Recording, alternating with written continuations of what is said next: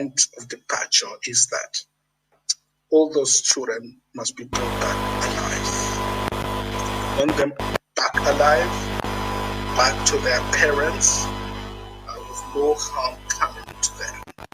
So this is not the time for braggadocios.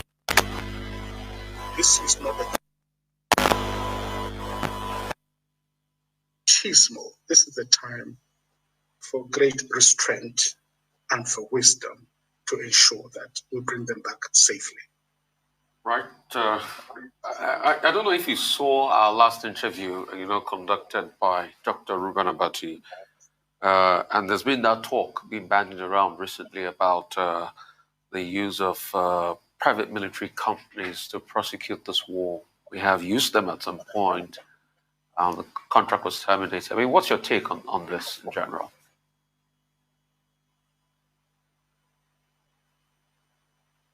I don't like the word mercenaries. I didn't use the word. Exactly. All mercenaries are generally bad people. Because even the adjective mercenary, for somebody to have a mercenary attitude means that they are there only for what they can get. They have no principles, they have no honor, they have no commitment, and they have nothing at stake except what they want. So even using the word mercenary is not a good word. And anybody who presents himself as a mercenary, I wouldn't touch them with a barge pole whatsoever. Yes, we can talk of security consultants and defense consultants. That is perfectly okay. And we need advice. We need support we can get from all countries of the world who are well-meaning. So this is my point of departure. I don't know those particular mercenaries that you mentioned, or that Ruben mentioned. I don't know their capabilities, but we should talk to governments that have goodwill. And I don't know why we have not spoken to Russia. Russia under Vladimir Putin has found a rigorous way of dealing with terrorism, and it has worked. It has been very effective. As a matter of fact, Putin does not negotiate with terrorists. It's tough, it's difficult, but that is his principle. He does not negotiate with them. And I think we should talk to people like that. We should talk to countries like Israel. They have found ways around these things. We should talk to all countries that are willing to help us. But I also have to say this, that to be very honest with you, I get this impression that this thing that we call banditry, or that we call terrorism, that we call insurgency, it is more complex than we imagine. I suspect that there are, sinister world forces also involved. And the aim is to make Nigeria to become a comatose elephant, like Congo. We hope we don't get to that level, Dr. Melafia. But if you want to destroy a country, this is the easiest way to do it. Infiltrate their rural countryside, scatter their farmers, break the spirit of their peasant farming communities, and continue hammering them until there is a food crisis, and there's and then food shortages and famine. And of course, before long, they will flee into the urban centers, and with nothing to do, it will intensify criminality and violence. And before you know it, the country sinks deeper and deeper into a quagmire that it cannot come out of. I have been to the Congo, and it's such a blessed country, probably the most blessed country on earth. Well, let's pray and hope that we don't end up in a quagmire. Dr. Melafia? Yes, thank you very much indeed.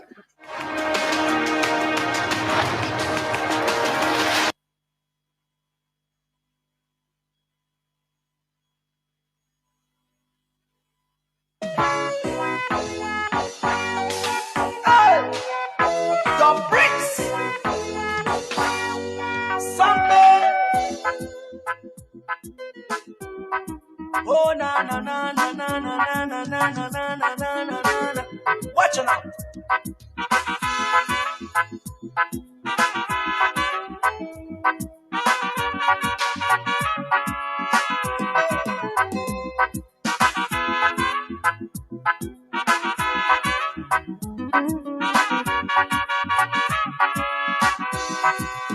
Watch me far away. See me far away, Shabada. Tell me what you saw. I will show you what I have. Because I have myself, then think say na defense. Make you watch my back. Now wait till you they see, yeah. Unless you have the sense, so go learn to pretend. Do not run away. Kind of sober than you. That is why I say, that is why I say, that is why I thought, that is why I say, that is why I say, that is why I am.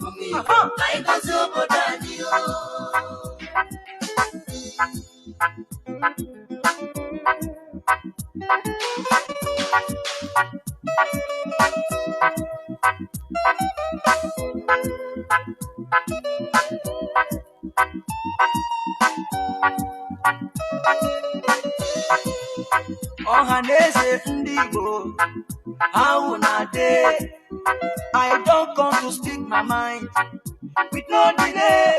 Let them know say una eyes clear about una way. Watch out, many things they happen in that country you dey. So some people trouble up on people every day. Even when you dey, you go talk say you know dey. I need to understand why this one about. I need to understand why they drink apart. The promise that we got and nationalize. The promise we will live and no complaints. Watch me far away. Watch me far away. See me far away. Tell me what you saw. I will show you what I have. Because I have myself, then think say na defense. Make you watch my back. Now wait till you they see, yeah. Unless you have the sense, you go learn to pretend. Do not run away. Kind of sober than you. That is why I say, that is why I say, that is why I thought. That is why I say, that is why I say, that is why I am.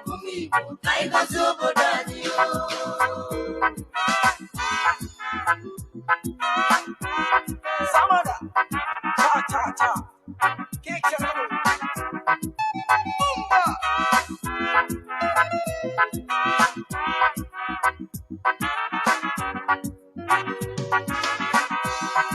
I come back again to tell people say, now here we day. We don't come to stay. I say no retreat, no surrender. We're living big, but no array. Look at the soldiers killing innocent Biafrans every day. Look at Islamists killing innocent Christians every day. It's depending on you. It's depending on you. It's depending on you. Chupoki Kogyama. Materanya say Yemaka. Materanya say Yemaka. I know Ginaka. That is why I say. That is why I thought. That is why I know. That is why I say. That is why I thought. That is why I know.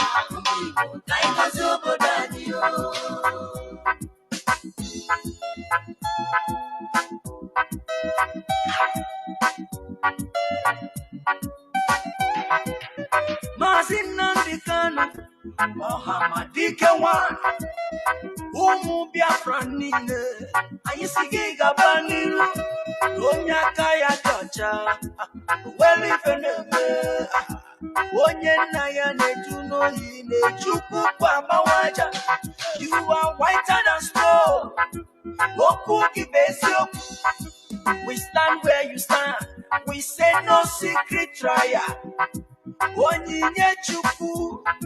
Esosika, Osiki, Ohamadike, no secret trial. Prophet Yahweh's young, Osiki, Ohamadike, Osiki, Jisike, Mazus,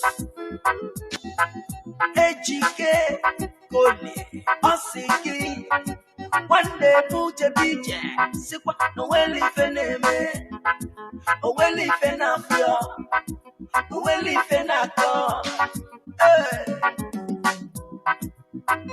yes, one name, Victor, Chimesi, Okorochuku, Igbo Network Television, London, Osiki Chisike, Nahabugenazu, Umu Biafra Nile, getting the Nova, Asiki Gabaniru, no secret trial. No secret trial, no secret trial, no secret trial. Hey! Watch me far away, see me far away. Tell me what you saw, I will show you what I have. Because I have myself, oh, then think say na defense, oh. Make you watch my back. Now wait till you they see, yeah. Unless you have the sense, so you go learn to pretend, oh. Do not run away. Find us over there. That is why I say, that is why I say, that is why I thought. That is why I say, that is why I say, that is why I am. Television, London, Osiki Chisike, Nahabugenazu, Umu Biafra Nile, getting the Nova, Asiki Gabaniru, no secret trial, no secret trial, no secret trial, no secret trial. Hey! Watch me far away, see me far away. Tell me what you saw, I will show you what I have. Because I have myself, oh, then think say na defense, oh. Make you watch my back. Now wait till you they see, yeah. Unless you have the sense, oh, you go learn to pretend, oh. Do not run away. Find us over there. That is why I say, that is why I say, that is why I thought. That is why I say, that is why I say, that is why I am. That is why I say, that is why I say, that is why I thought. That is why I say, that is why I say, that is why I am. Good morning, good afternoon, good evening, and good night, great Biafrans and lovers of freedom. This is Radio Biafra House of Service coming to you through Radio Biafra London. My name remains Mazi Chindu from Alo province of Biafra land. And we are here live and direct. Today is the 29th day of July, 2025. That's about being Tuesday. And do not forget our Twitter Tuesday. Our Twitter Tuesday has been there right from time. Therefore, do not forget. I therefore urge each and every one of you to inform your friends and well-wishers onto this hallowed platform. This is where the gospel, the real gospel of enlightenment, is being preached. Started by our indefatigable leader, Mazi Nnamdi Kanu, who is still at the forefront representing the struggle in the DSS dungeon. Mazi Nnamdi Kanu was renditioned by the Nigerian state. They spent a lot of money, resources, in order to illegally rendition our leader, albeit against international law, against in every law known to all nations. Nigeria did it. And remember, Mazi Nnamdi Kanu is also a naturalized citizen of the United Kingdom. He is holding their passports. But UK will always protect their interests, will always sacrifice anything in order to protect their very greedy imperialistic interests that they have been doing right from the word go. Remember that the word British came from old Hebrew language. British. It wasn't their name. It was the Roman Empire during the medieval period. The Vatican, the Holy Roman Empire, as it was called, or known before, during the medieval period, that renamed England Britain, or British. They call them the British. The word British came from two Hebrew words joined together. B-R-I-T, Brit, means covenant, or contract. Covenant or contract. And ish in Hebrew means man or men, is singular or plural. Therefore, they made contracts, the Vatican, the Roman Empire, or as it was called during the medieval period, the Holy Roman Empire, made contracts with England for two of them to rule the world, that they should rule the world, design the world order. Now they named England, they renamed them British, that is contract man, or man contract, or man contractor. Let's put it like that, or contract man. That is the reason why. Because England protested. They were able to rise up against the Roman teaching, against the Pope. They are the only people that had the balls to challenge the Roman dogma in the Bible. Are you getting me? That is why, when you fight your enemy, fight and he met resistance for so on, instead of you killing yourself, so okay, let us join together in order to rule others. That is what they did. As a Yoruba that has no reason to join with the Fulani, they join together, say, okay, let us diminish the now as our enemy. Now that was when they signed the contract, and Rome started calling England British, Brit and ish, contract men or contract man. That is what it means. That is why today, any village you see Catholic, there must be Anglican. Oh, the way they put the word The way they structured the world, I'm telling you. Just watch anywhere, any village, any community, any place. In our place, you see Catholic, there must be Anglican, not far away. It's agreement. Are you getting it? So that is not what I'm talking about today. That is just a digression. But we must continue. That is why I want to just reiterate a bit today about coordinated resistance.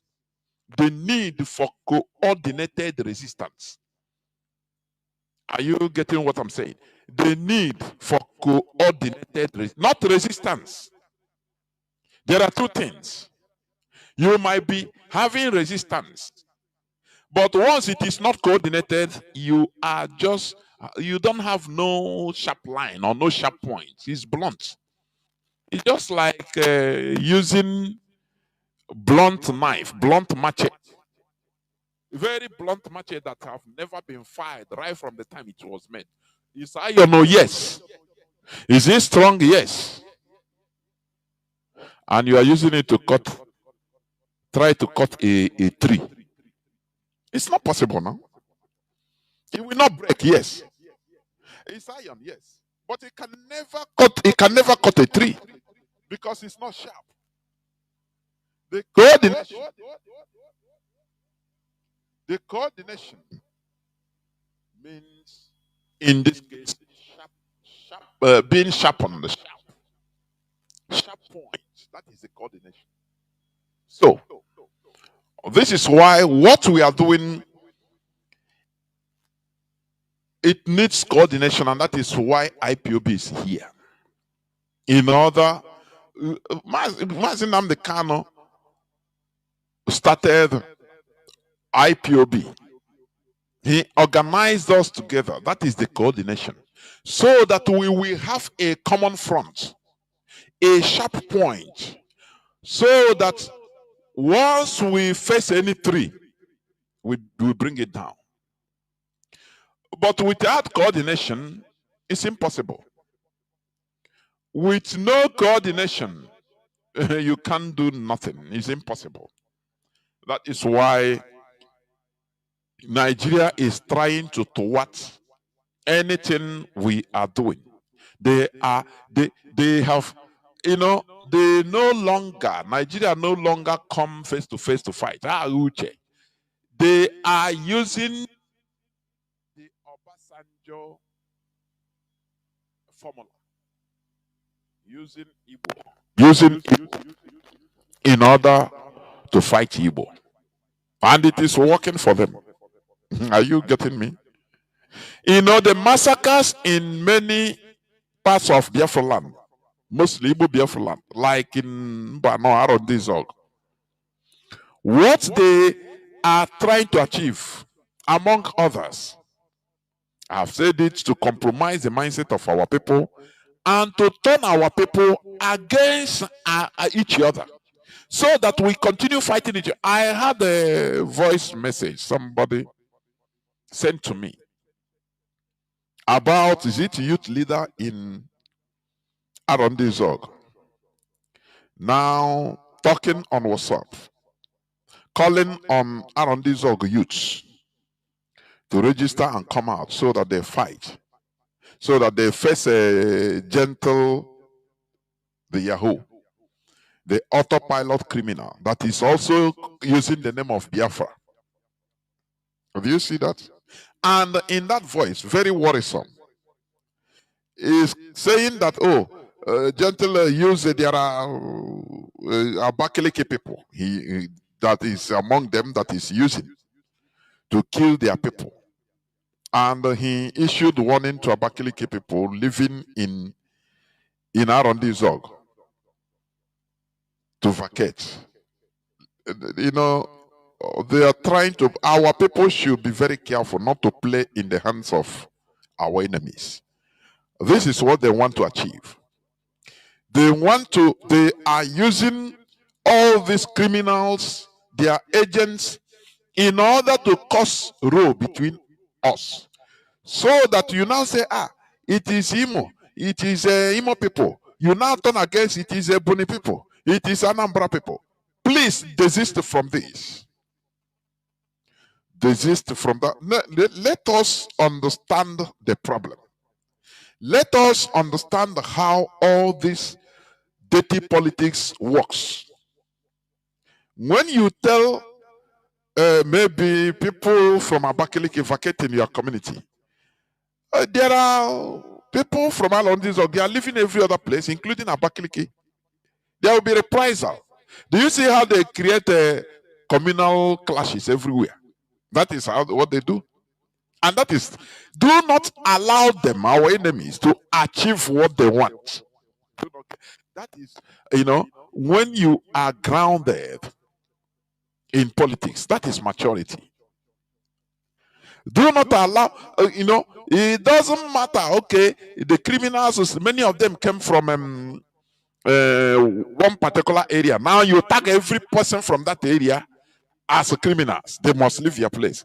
Which means, when you also hear Ghana protesting that Nigerians must go, as they put it, which is projected or provoked by the Yoruba targeted against Igbo. But when they are targeting all this, they don't know that it will ricochet on everybody. But because of, they will, now, when you are saying, oh, it is this particular people from this state that is doing this thing, now all of them, you tag all of them as criminals. Oh yeah, you people go from our land. Which means, people that are saying Nigerians must go, in their country, they are right. Because when they see some criminals from maybe from Nigeria or Igbos, maybe 2 or 3, which means thousands of people, now everybody is a criminal. So please, let our people understand the antics of the enemy. Nigerian government have succeeded in dividing Nigerians, the population. I mean, that is why there is nothing we get no better in Nigeria. Nigerian government, the Nigerian political elites, they have completely succeeded in dividing the population, turn the population against each other. That is divide and rule. That is what we are hearing it every day. Divide and conquer, divide and rule. But it is a very mighty, potent weapon that is still being used everywhere. Divide the population. Let the population be divided ethnically or through religion. But the politicians that are dividing the population, they are all comrades in criminality. In all the, why don't you ask? In the House of Assembly or the Senate, all of them receive 30 million naira every month. They don't say, no, this one is a Christian, we are not going to give you. Take because you're a Christian. No, take 5 million. Or because you're a Muslim, take 2 million. No, all of them are receiving equal thing, equal.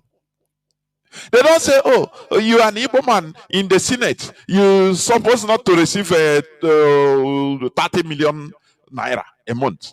Having laughing allowance, how girlfriend allowance, all of them receive equal payments. Nigerians, why? Hey, Nigerians mumu die. All those divisions is in the population, in the public. Oh no, you Hausa? No. Don't is Arni. Why don't you ask yourself? Okay, but Arni is receiving the same salary with you that is a Fidel or you a Muslim in the Senate, in the House of Assembly, the same thing. They are comrades in corruption, in criminality, in political thuggery. They receive the same thing. The same thing. They do contracts the same amount of money. They are not divided. But the population is, they divided the population so that there will be no coordinated resistance against them.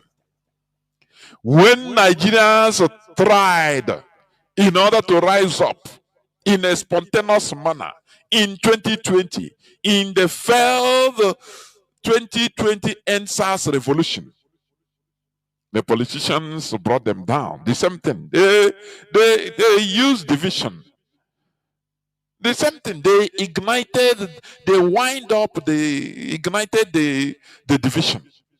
That, oh, you people, Igbo people are, it is Igbo people doing this, so Yoruba, you mumu.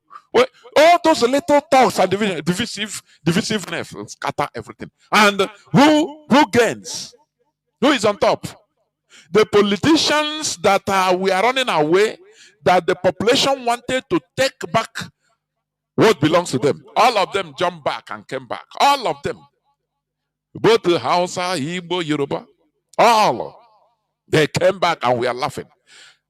Ask yourself, why is it that in the Senate House, the House of Senate, in the red chamber and the green chamber, House of Assembly, Federal House of Assembly, why is it that all of them are receiving equal payments, the same remuneration?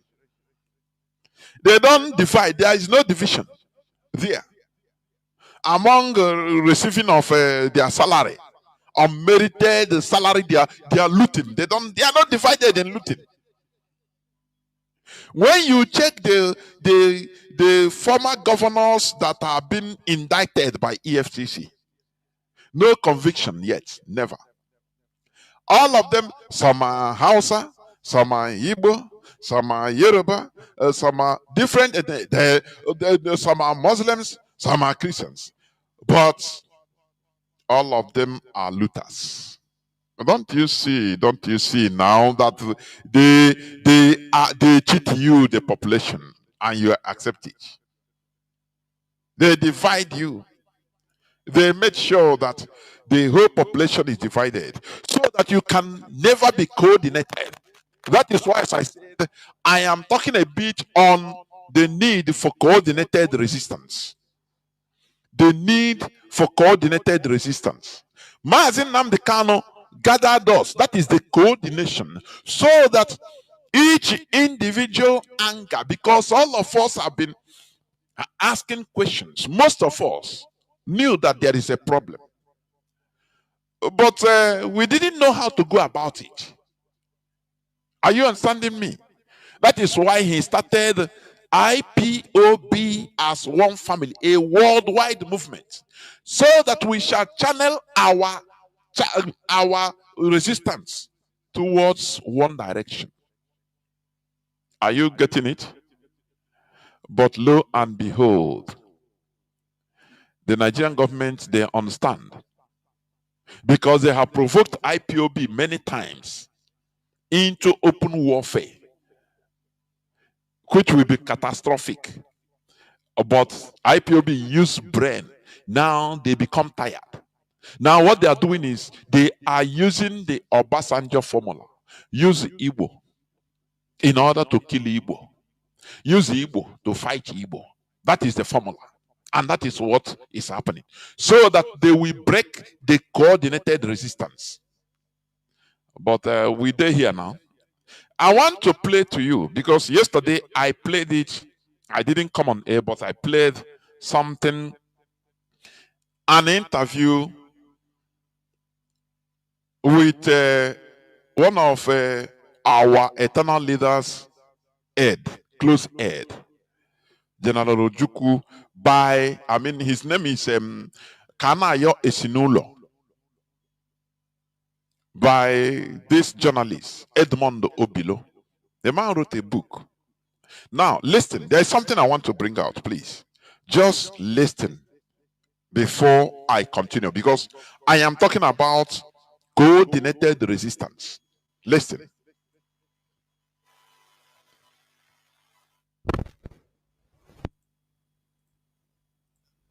1970, when Ojukwu left the country. Yes, I can. What was he like? Rowdy. A little rowdy. Rowdy in the sense that we did not expect the collapse of 12-Div. Don't forget, Aid, that things were beginning to look up for Biafra. The arms were beginning to come. The arms were beginning to come. The arms. Why am I? The arms were beginning to come. This is a first-hand information.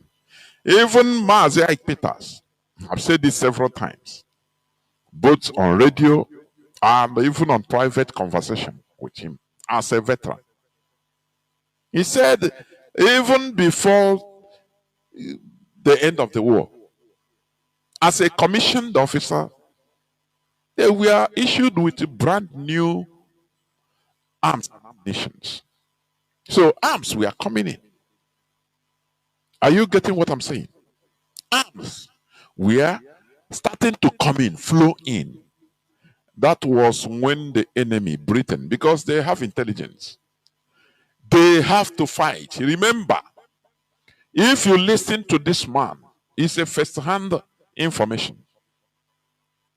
If you listen to him, he said that there were at least three West African countries or three African countries that were lining up. They say once you cross 15th of January 1970, that we will recognize you. Ghana, Sierra Leone, and Senegal. They will recognize you openly. Continue. Cross 15th and we will recognize you. So Britain knew this. Britain got this intelligence because they know that after the recognition of these three countries, others will follow immediately. And they now will call for negotiation with Nigeria. Britain, they use money. The thing was so near but so far. So near but so far. They use money. Obasanjo used money, another strategy. Said no. We will not allow this. No. These people, we are not going to beat them under the barrels of guns. So we use money. Scatter their rank and files. They will sideline one commander, corner him and talk to him.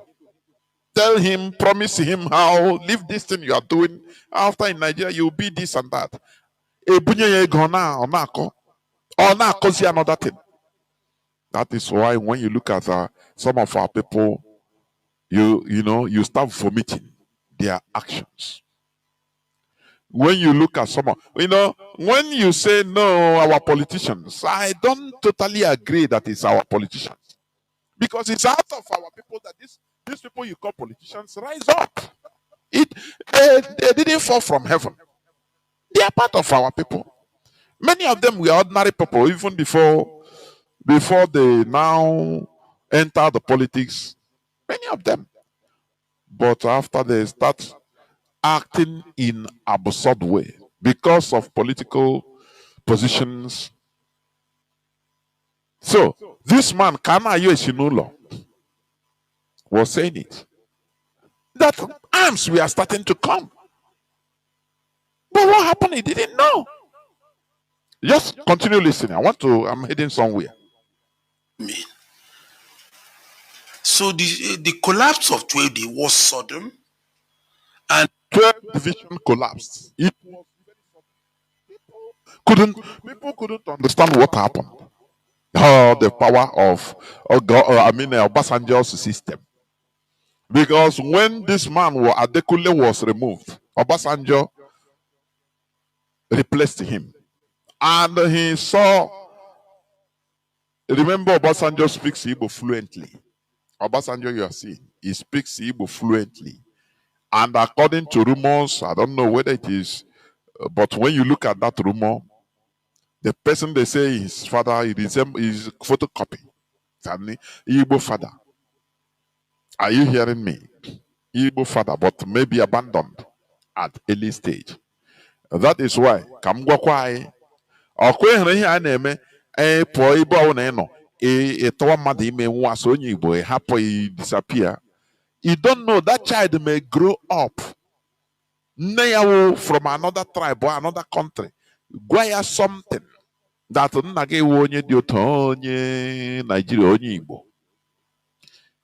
Mana ọ hapụrụ m, that child will grow up our ethnicity ash no wa ọzọ pụtara. Any position on he will try, he will try to make sure that, he don't pity that person.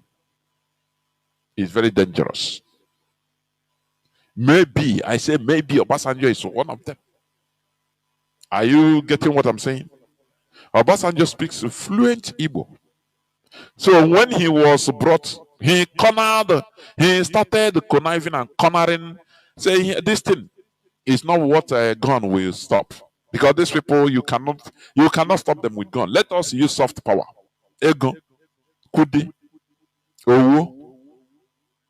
Let us, when he cornered and set out his cells everywhere, his secret intelligence cells, now he got the result. He went back to Gowon. He said, Gowon, release money to me, leave. This war is going to finish within small time. Just release money. Do as I say. That's why I tell you people that you see Obasanjo is more dangerous than Gowon. Are you getting me? He even bragged it. He said, I use Igbo to fight Igbo. This is what they are trying to, this is what, not trying, this is what they are replicating. Now, continue listening. And unexpected. So when the news came that 12 Div area had totally collapsed, cutting off S Brigade that was around Azumini, so there was problem.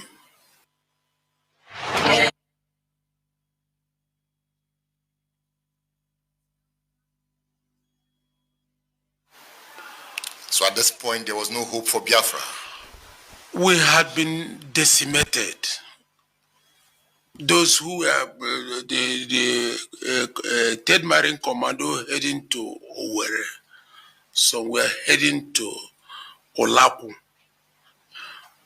around today's Imo Airport. Some were heading to Aba. And Maduebe couldn't really put it together.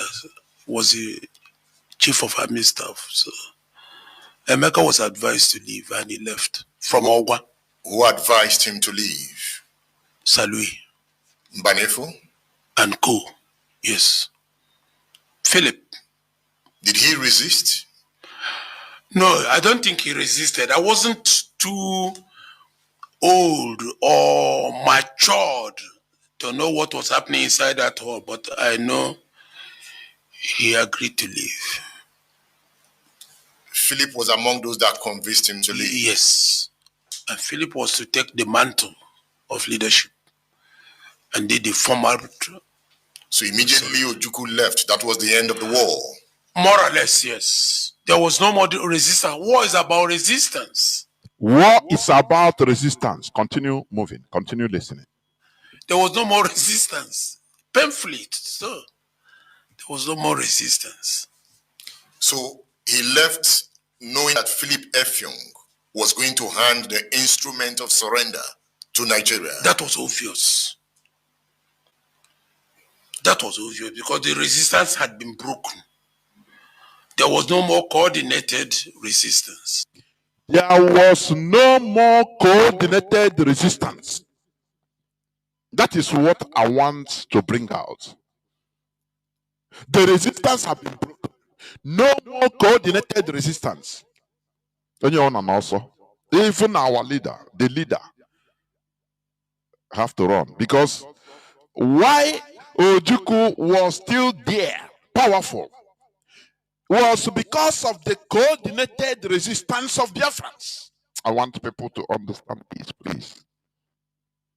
This is what Nigerian government is trying to do in this IPOB, to break our resistance, to make sure that there is no more coordinated resistance. Some this side will be talking rubbish in Facebook, others will be attacking. Now we'll be attacking ourselves. Now, what will be the repercussion? The repercussion will be on our leader. Now look at what people, people you left outside, no person, they are fighting themselves. So you have to make a deal and save yourself and come out. Because there is no more coordination. That is the tactics. I want people to understand this, please. When I tell you that In IPOB, we have analysts.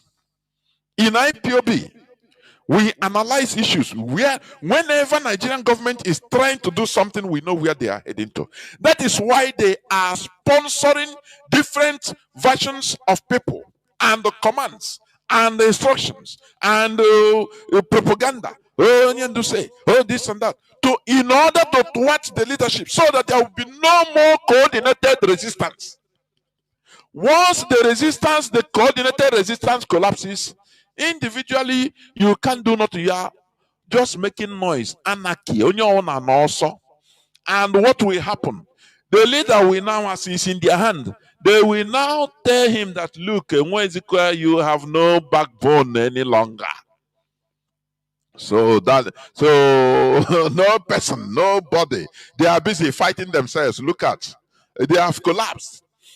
Why Ojukwu left was because there was no longer no coordinated resistance. He didn't say no resistance. Coordinated resistance is very, very important. Which means, people gathering together with under one command. The chief of staff that time, Madiebo, will give command, okay, this 12th division move like this, this other people move like, it is coordination. So that there will be nothing like anarchy. Now things will be going normal. But once that coordinated resistance is broken, everybody have gone, yes. But it becomes anarchy. Are you getting what I'm saying? That is what Nigerian government is trying hard. That is why we always tell you that, look, Mazi Nnamdi Kanu being there, being delayed, he has no case to answer there. Mazi Nnamdi Kanu's case is political, purely political. He has no case to answer in the Nigerian court. But they are keeping him in order to make sure that IPOB is disorganized. That they pitch one against other. That the thing, they sponsor criminality, they sponsor auto criminals that are going around killing our people. So that communities will now be fighting against other communities. This side will be talking against this side. This person will be against this person. And now they will laugh and go and meet Onion to say, you have no more backbone, okay? So you have to come out if you want under our condition. Otherwise, you stay here and no person cares for you. No voice, no coordination. That is why coordination is very, very important. It doesn't matter how, sentimental or how you think that you love Biafra, coordination is highly important. This divide and rule, bringing up parallel leadership, it has been there right from beginning. Even the Hamas you are seeing today, as report has it, was created by the Israeli. You know that. By Netanyahu. You know that. Are you getting? Let me play it. It was for a purpose. They sponsored Hamas, more radical water. And the people enjoyed it, thinking that, genuinely, because they believe that the PLO is too slow, it's not moving as they want, it's too slow, loving their enemy, going diplomacy, this and that. They say, no, we want water. And they sponsored parallel power so that they will pitch Gaza against West Bank. They will pitch Hamas against PLO. Are you getting? Let me play it. I put it on my timeline. Listen. Us to try.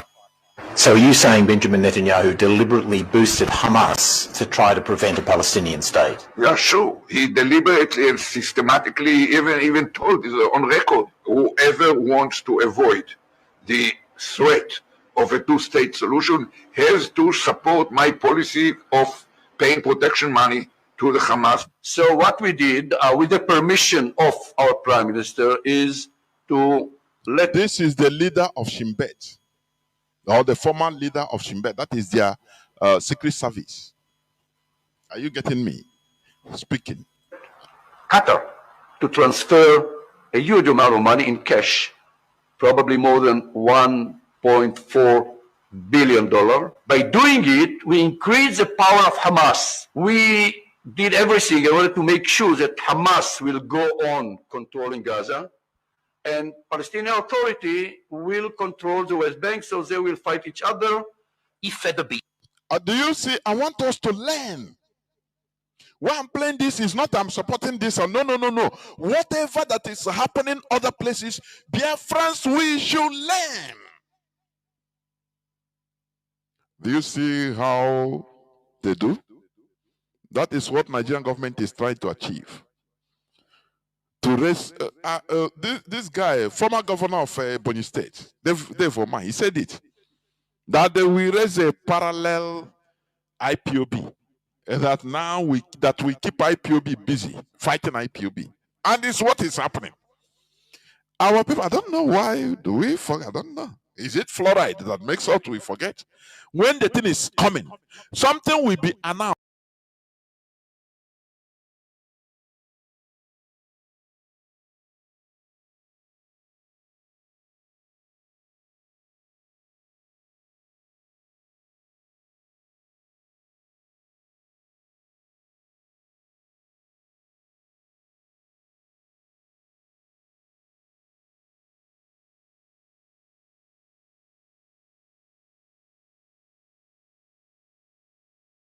Also said, a threat will be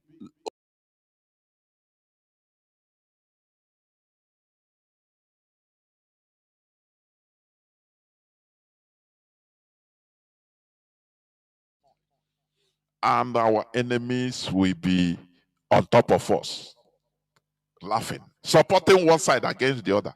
When they see that things are good, they will go and support, strike up other things, and support, ride on. They will use Igbo names. They tell you, ride on. You have many views, and you are happy. People are listening to you, and they will support you against the other. That is it. So that if we are busy fighting ourselves, we will have no time fighting them. We will be disorganized, and there will no longer be coordination or coordinated resistance.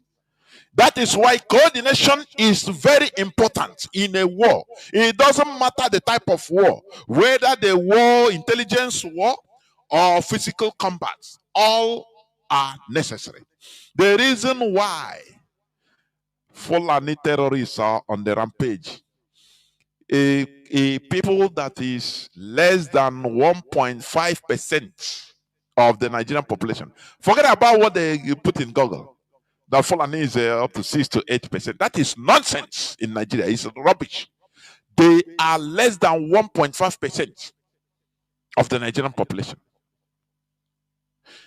How are they controlling everybody?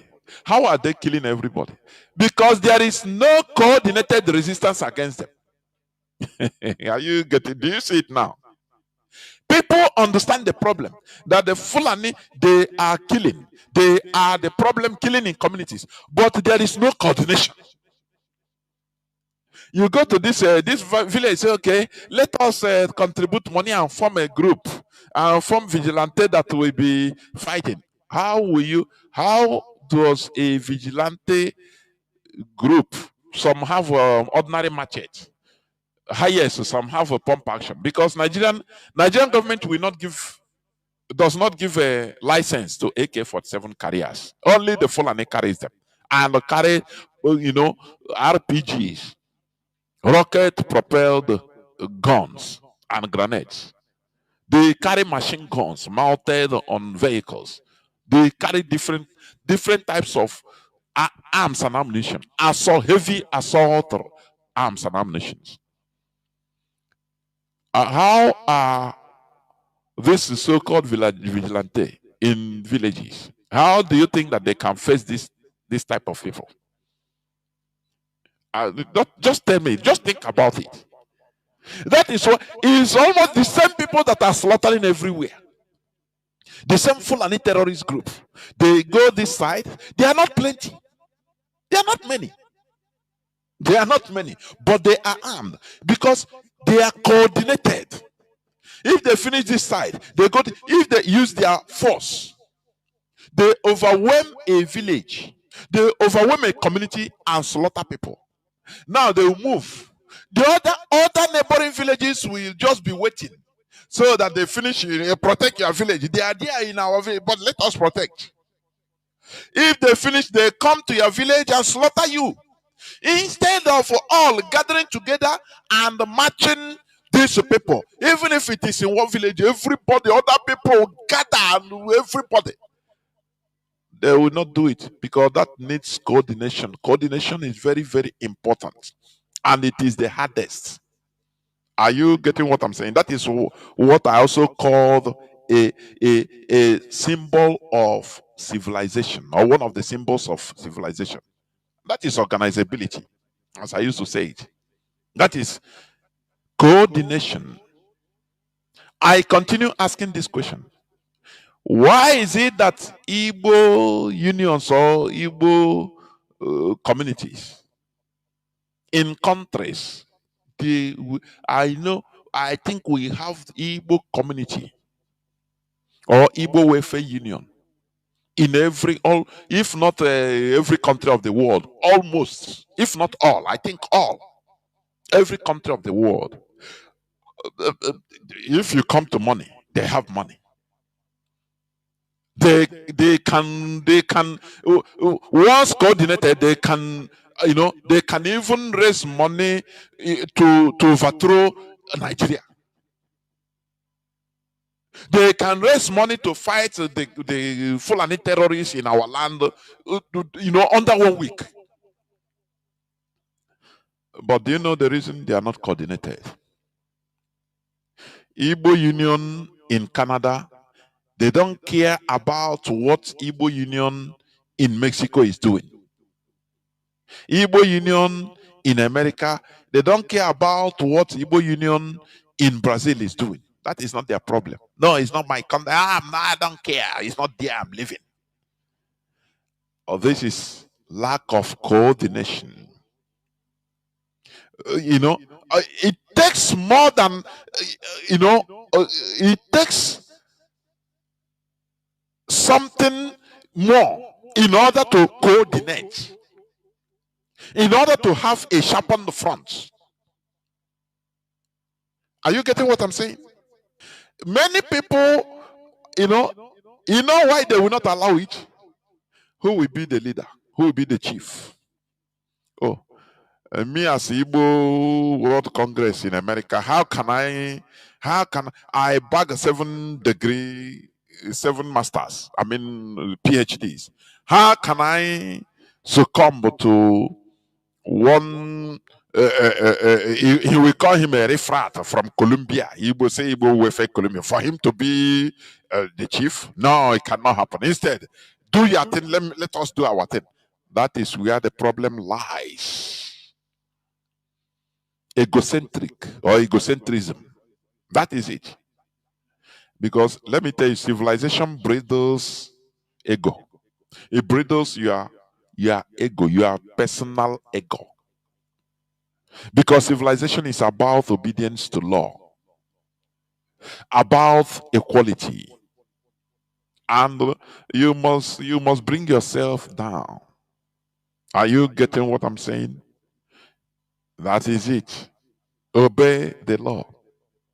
Obey a common law.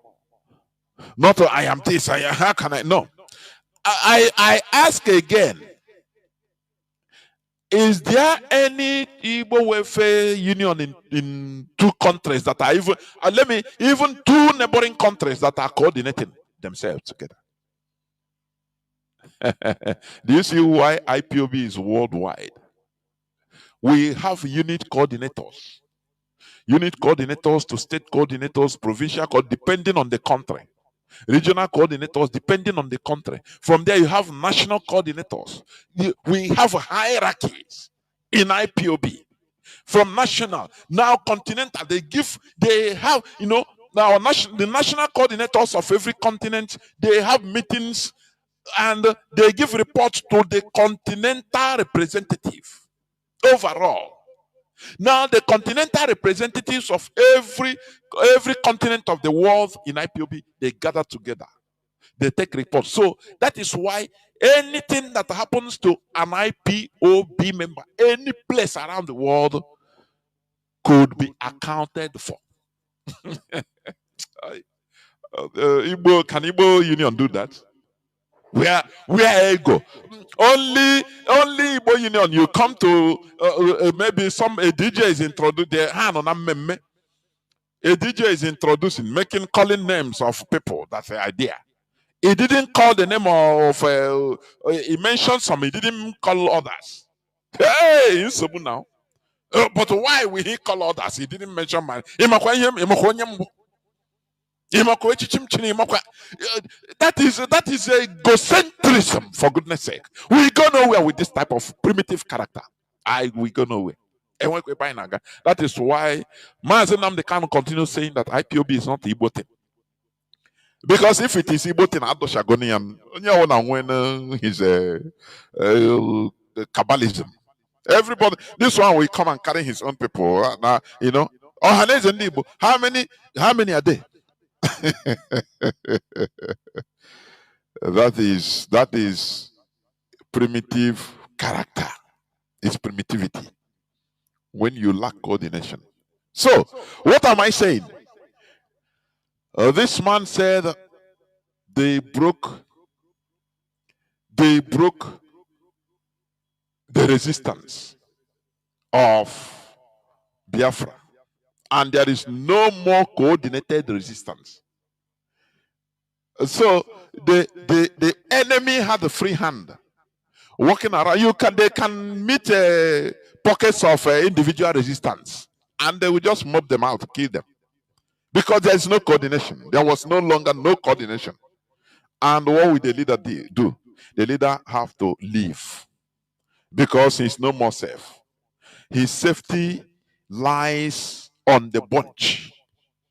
Are you comparing it to our leader?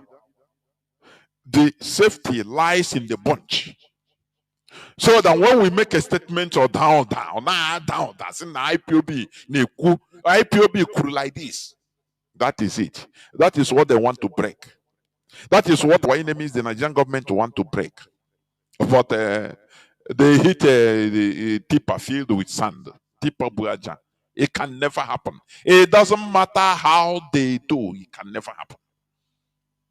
Because this generation, the type of people in this generation in IPOB, my goodness me. So, let me go. You know, as I was saying,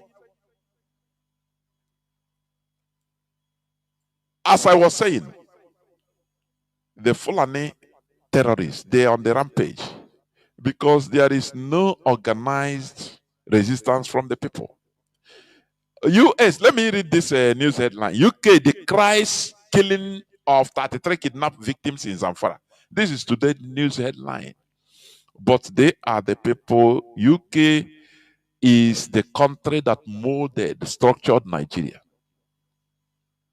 Are you seeing it?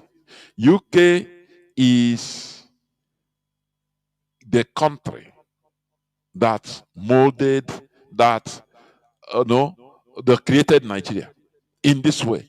I want you to listen again. Let me just listen. Let me play this. How the restructuring of Nigeria and the Fulani domination. This is a Yoruba man. Just listen.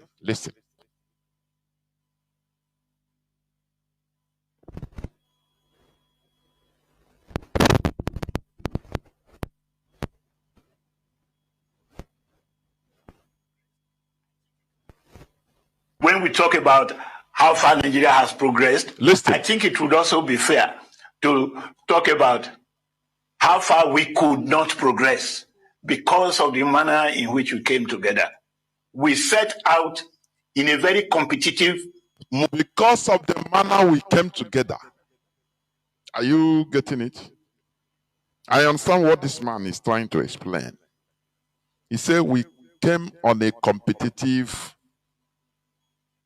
structure, which is not, it's not good for a country of this nature, of this multi-ethnic or multi-ethnicity. It's not good.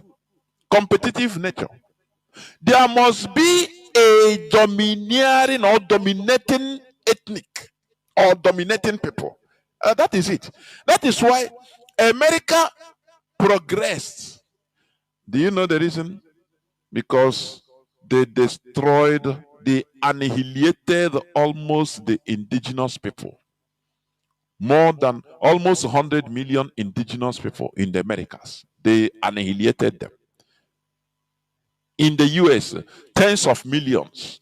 They annihilated them to allow them carry out their agenda. I don't know. I don't know whether people are not praising genocide. No. Had it been, America didn't do that. And they came in a they said, live, let us live. Live and let's live. And they left the indigenous people. The development they achieved today, it couldn't have been like this. I am telling you. Because it might not be the type of development the indigenous people want. Are you getting me? So, a country of this multilateralism or multi-ethnicity, there must be a dominating tribe on top. If that dominating tribe is zero, the country will be zero. If that dominating tribe is fire, the country will be fire. That is it. But in the case of Nigeria, they came with, federalism. Yes, everybody is a country, but everybody, we're in one country, but everybody do your own thing. And that is not what Britain wanted. And let me tell you something. Let me shock you. Some people might be saying, no, it would have worked. It will never.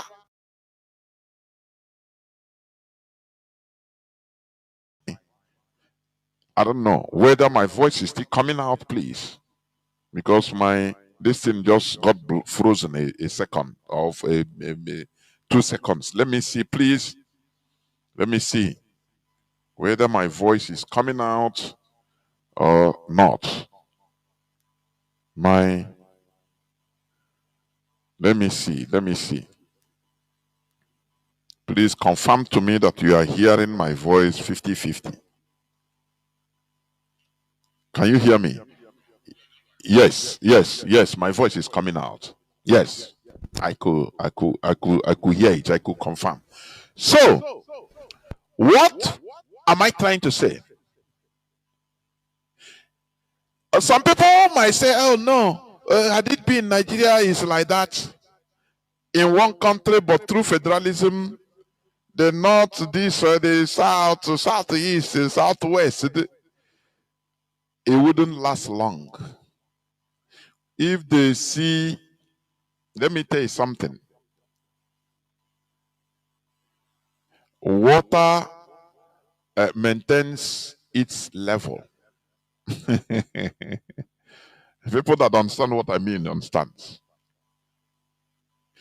Had it been Nigeria was even structured or continued in the true federalism, even as a country, and they see southeast doing great, going agog with development, southwest also doing great, trying to catch up with southeast or Biafra land. The north, there will be problem. Thank you very much. Yeah, thank you. I see it that my voice is coming out. Yes. There will be problem. The north will have jealousy. They will still have problem one way or the other and say no. Either because we are still in the same country. They will bring down their people in order to invade our places so that they will bring us down in one way or the other. Beggars will fool everywhere. There is no way you can succeed in the presence of, as an individual, you're a billionaire, and all your people surrounding you are poor people, are miserable people, and you have peace. It's impossible now.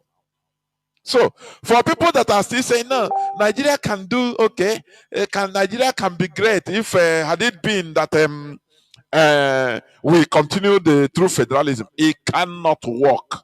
It cannot go long. During the time of Michael Okpara, when the Biafra land is then southeastern region of Nigeria was growing per annum 40%. Do you think that it can go? It can continue like that? Where they will say they have poor people. Where there is no border, they will invade our land. If you stop trying to stop them, say no, you people should arrange. They bring war. They say no, we are in one country. It will bring war. It will bring conflicts. Because they must be sending, that's why water. There is no way you can pour water on top of a hill and say it should not come down. Because it maintains its level. It is trying to look for its level. That is why it maintains its natural roots. It must come down here. Water. Pour water on top. It must come down here. That is natural. So when you have a country where you have, for example, Nigeria through federalism, and one side is moving very fast at jet speed on development, factories everywhere, infrastructural development everywhere, literacy everywhere. People are literate. Things are moving well. And the other side is trying to catch up. The Southwest, they are also trying to catch up. Now, the North that is very poor, they don't know what to do. What they know is Almajirism. Almajiri, what will they do? As in one country, they will push their population and say, they will be coming to enter to look for greener pasture in Southeast, and it will bring conflicts. Because a time will come, the South will say, no, we cannot continue accommodating these people. You come, you take everything on our land. They will be telling you, but we are in one country. So they don't need any passport to come in. Do you see the danger? That is why it cannot work. Nigeria can never work. Any way it cannot work. Because they are different people. The only thing is that if Biafra have their nation, their country, they can now control their border. Are you getting what I'm saying? They can now control their border. Do you see that? Do you see in South Africa that now, because of the development orchestrated by whites there? Don't you see how you call it xenophobia? Call it anything. Imagine that there is no border. That South Africa is the same country with Zimbabwe, but they have true federalism. What do you think? It's conflict now. Because this side will be moving the other side, and the other people will say, but we don't need you people again. Yeah, because they will say we are in the same country. But why things are being controlled even to this extent is because South Africa have their own border. They have their own sovereignty, so they can decide who enters. It doesn't matter whether you are their neighbor or anything. So they decide, they can arrange and say, okay, restrict immigration. Do you see that?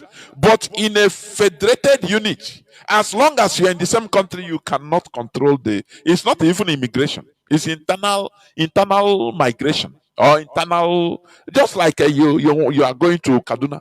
No person can stop you.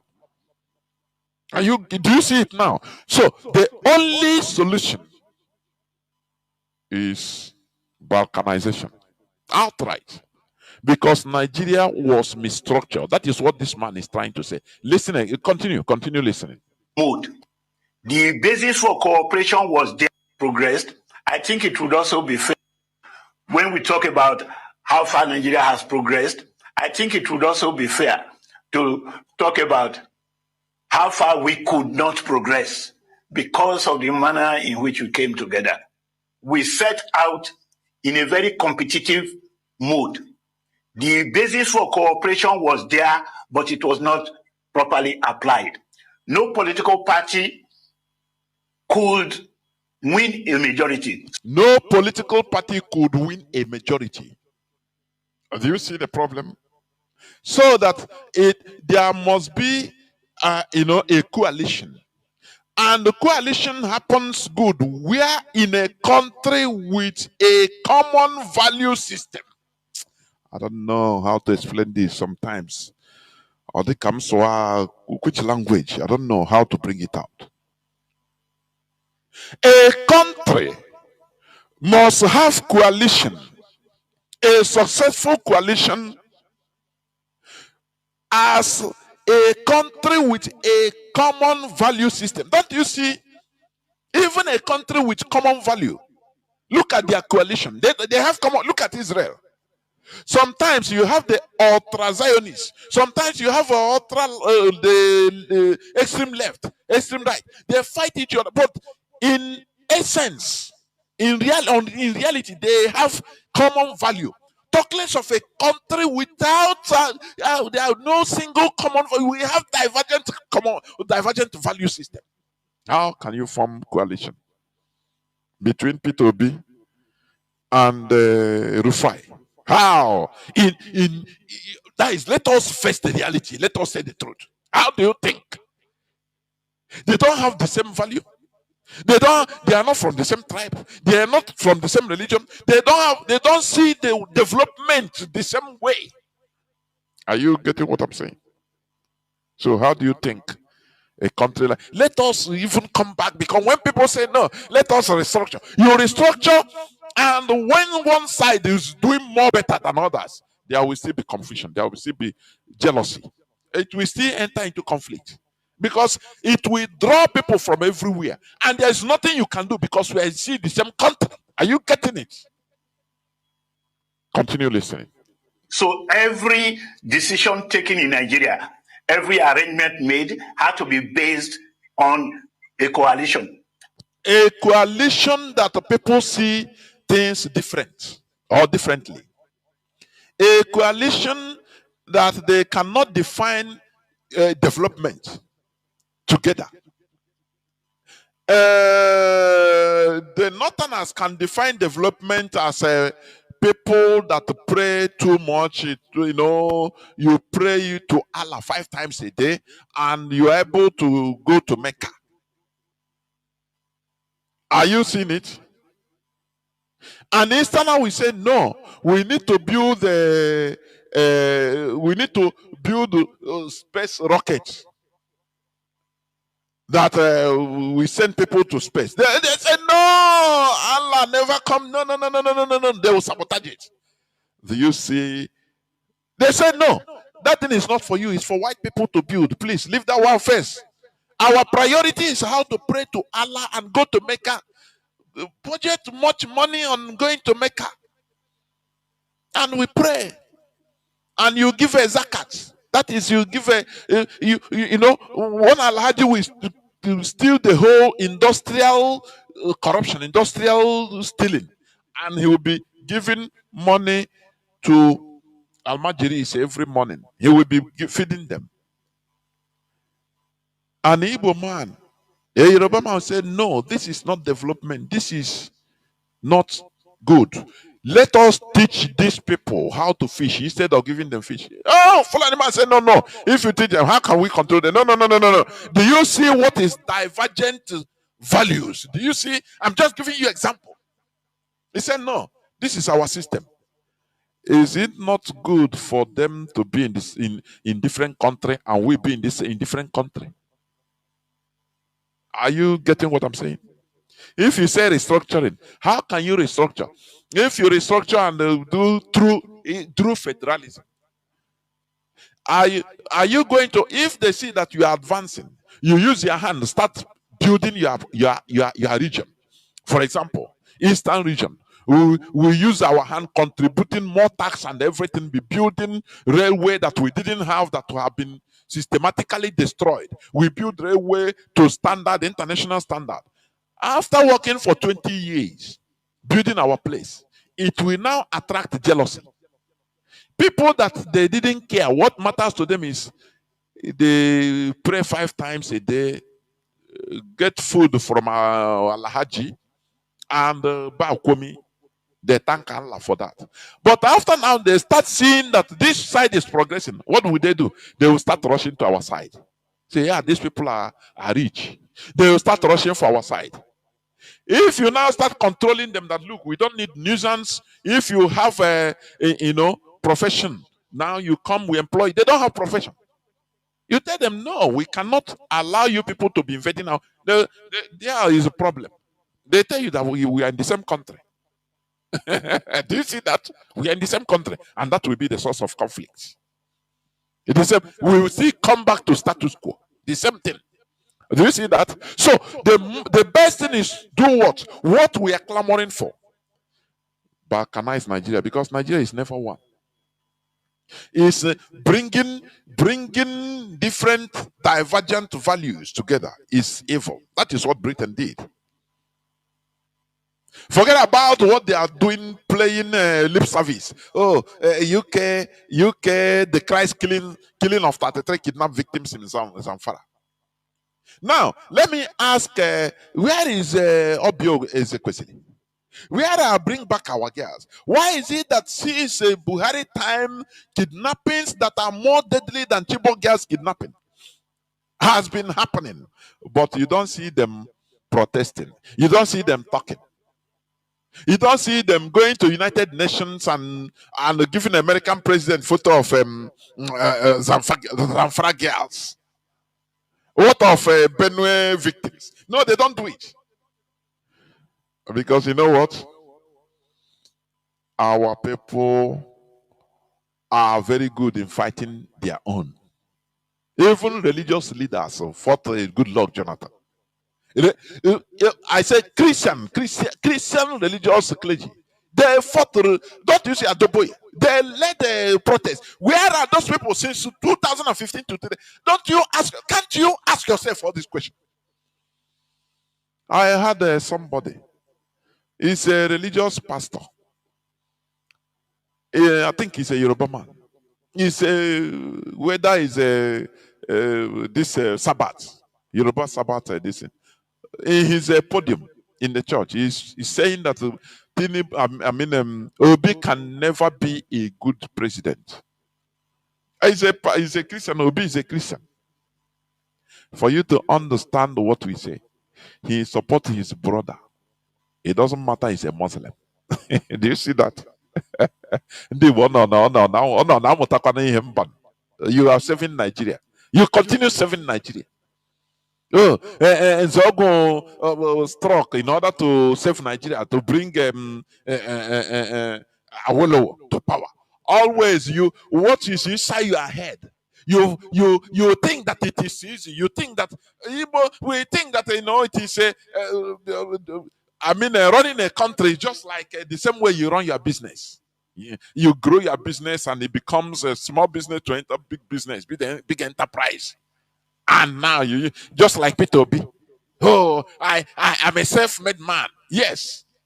And you become a billionaire. Yes. But I think running a country is like that. All these things is very little mind of some Igbo people. Many of us want a very little mind.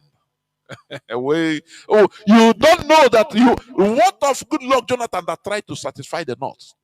He spent billions of naira, if not billions of dollars, building schools. Building schools. They acknowledge you, say continue. Leave this man, make it. They praise you, continue. When you build finish, they carry shit and rob you, say we don't need what you have built it already. Do you see how wise they are? They don't challenge you to stop at the first time. They want you, they will praise you, you continue building, say, oh no, you are trying. Once you finish, they know that you can no longer carry it. It's there. They rob you. We don't need your school, but it's there already in their land. Do you see it? They are my here. They are my here. There is nothing, you can never satisfy them.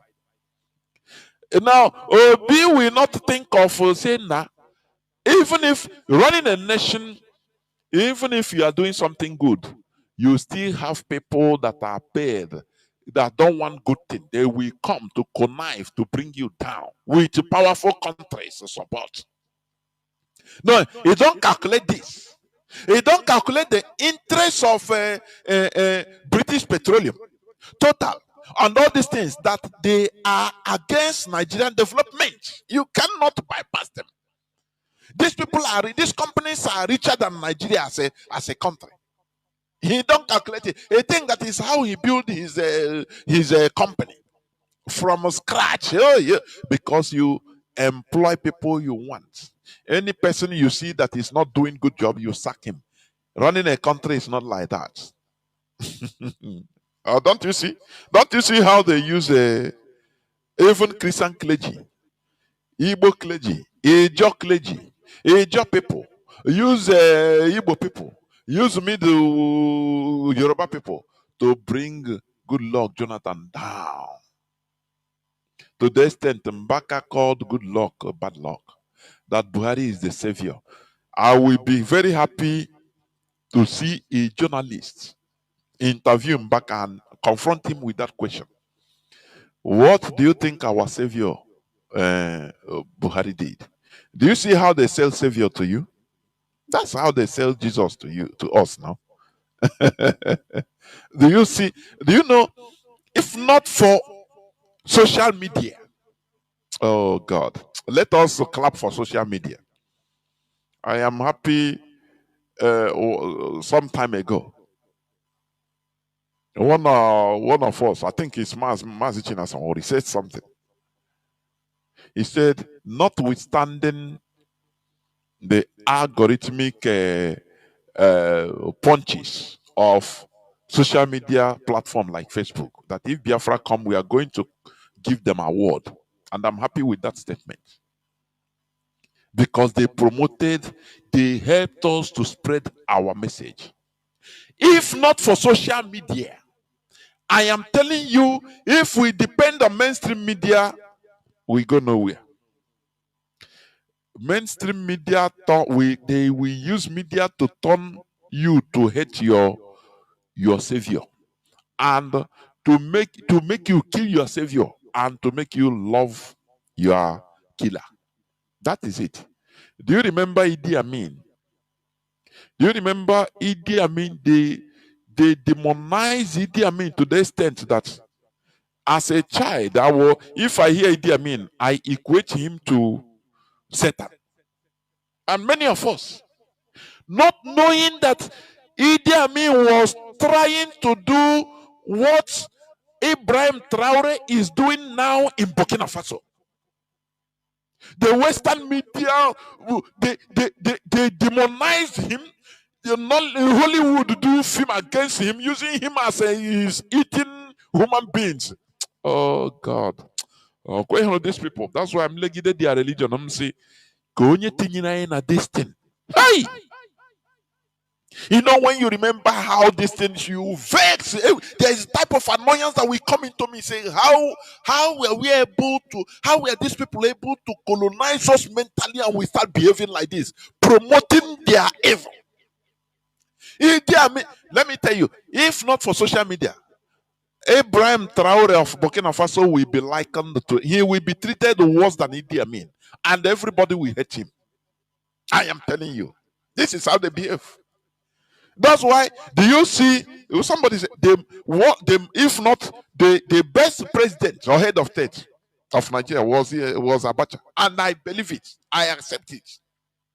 Once you see Western media demonize somebody, a politician, a leader, a president, a prime minister of African country, know that he's serving his people. Are you getting what I'm saying? If not for social media, do you see Ibrahim Traore that has become the symbol of resistance in the whole of Africa. The man is being loved. If not for social media, had it been news was or is still restricted to mainstream, no social media, people will be casting stone on it, Ibrahim Traore, because the way BBC will demonize him, that he telling France to go, they will do Hollywood film that he is eating people raw. I am telling you, that is the way they demonize a good man that was fighting for his people. Idi Amin. They acted film against him, and everybody hated him, that he is a demon, not knowing that it's lie. He is just acting against the interest of the West to save his people, and they demonize him. Today we are lucky. Ibrahim Traore is lucky because there is social media that is countering. People don't even, most people don't even listen to BBC and Jackon, all these Jackons or CNN. People don't even take their news again. You go to social media, you see what is happening, you see reality, people coming. It doesn't matter there are fake news, yes, but you filter news, you see the reality of what is going on. That is the savior we have in this generation. Otherwise, mainstream media, West, then do you don't have propaganda now? Nothing. The West, they are experts in propaganda because they sponsor it. They sponsor propaganda. Don't you see BBC? They will pay your people speaking your language in order to give you fake news for you to hate your savior. They'll pay few people, very cheap. Some of our people are many of our people, not some, are very cheap, very, very cheap. They are ready to do anything for money. That is how sad it is. So let me continue playing. I want you to continue listening, please. I'm not going to take much time. And the coalition we set out with were very interesting. The North was the hegemonic group. It had a virtual veto over the two southern states. The virtual veto. Virtual is not real. It's something that is artificial. Artificial veto. Because Britain gave them the eternal supremacy. How do I mean? Britain gave them, eternal majority. Yes, that's the word. Britain gave them eternal majority. Britain, I have played the Harold Smith's interview. You had it. Britain doctored everything about Nigeria. They made the North to be a majority artificially. That is what this man is saying.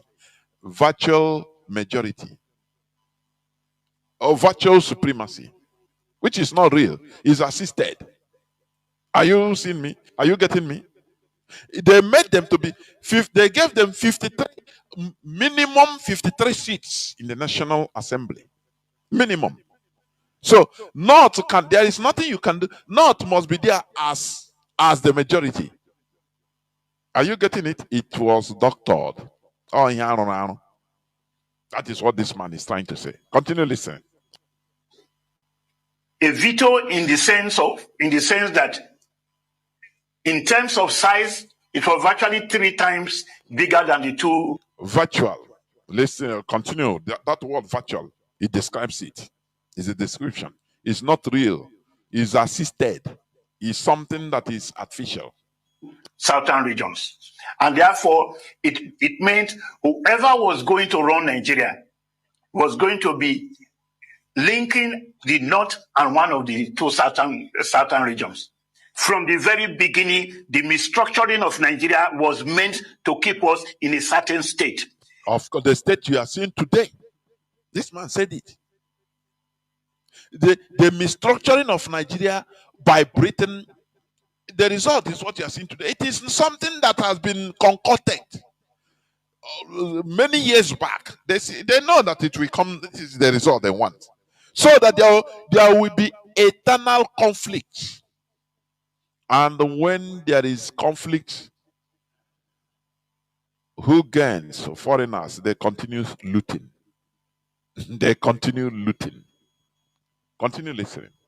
Each time we have tried to make that change, to change that structure, something was done that disrupted the process. Whenever we try to change things, if Britain did not intervene, the military intervened.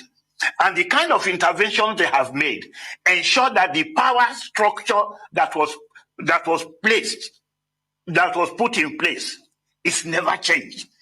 We still have a veto holder in the Nigerian political system. And that veto holder managed to have enough soldiers to keep a propaganda of arms in place that made it impossible for any changes to take place. Even if you had a conference today, that is bound to be a veto holder input that will change it. How to change it has been the central issue of Nigeria. How do you restructure in the face of a veto holder who would always intervene to make sure that you don't get a change? Southerners who have been exercising veto in the course of Nigerian history. I will explain this. So it's not as if it's only in the north. I will explain this. The average educated Nigerian, in order to be shown as a liberal, very freedom-loving, democratic person, is always trying to be nice to the north. There is no reason to be nice to the north. They are our brothers, and we have a right to fight over the issues that we... Don't you see what I used to say? Have you ever seen any Nigerian presidential candidate of Igbo origin having his deputy as Yoruba, or Yoruba presidential candidate having his deputy as Igbo? No, tell me now. Tell me. It never happened. Either a Yoruba presidential candidate with northern, it can be Fulani, but mostly Fulani self, Fulani deputy, or Fulani presidential candidate with either Igbo or Yoruba. You can never see Yoruba and the Igbo work together. That is it. It is something artificially doctored to be like that. So that the North, the caliphate, when we talk about the North, is the caliphate, will be the apex of the pyramid. From anywhere you link to them, you must link to them. Without linking to them, you are doing nothing. You are going nowhere as long as Nigeria is concerned. But you can neglect either the East or the West, and no problem. But you cannot neglect the North. It is being doctored to be so. And these are the people that are causing havoc in Nigeria. It is something that was doctored to be so. Are you getting it? But do Nigerian intellectuals, do they see things like this? No, we want to make Nigeria better. How? These are songs we have been hearing since time immemorial. Nigeria is not created to be better, to be a better place. It's created to be a hell on earth. It is created to be like that. Even now, I think they are now promoting GMO seeds, even in Nigerian universities. These people, when you are talking, when you are shouting, making noise on social media, they use money and enter into the institutions. there's no. They don't even. They don't even reply to you. They have the money. Are you getting me? Bill Gates and co. They have the money. They use state power. They go to state powers. They use them. They enter into institutions. Just like one guy, somebody sent me his this thing. Something doctor. Is it a proco doctor that was talking against GMO? GMO foods and all of us against it. All of a sudden, after meeting Bill Gates 101, he changed tune. That is African man for you. That is a slave mentality. They can never resist, they can never resist fame or money. It's impossible. That is why they call our Bite of Biafra slave coast, because this is a place where you can easily get slaves. You can instigate your somebody to sell his brother because of just coins, crumbs. Very easy. Something you hardly get other places. Not at that scale we have in our land. So once money exchange hand, you see a Nigerian change voice. You're singing na so. God don't bless him. I beg, make it what they talk. Now blessing I they look for sins. I mean to be gate. I'll become a billionaire in Naira. You are talking to me. I beg. Let people go and eat and die. He don't care. That is how cheap. Very cheap.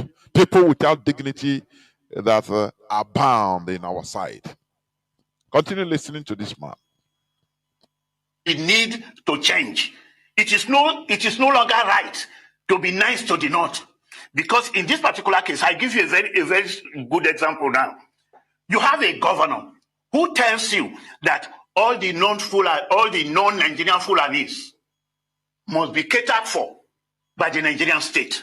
That is Bala Mohammed. And I think Ganduji or another person, Fulani. But Nigerians don't call them ethnic bigots. No. They are not, these are people they refer them as people that love Nigeria.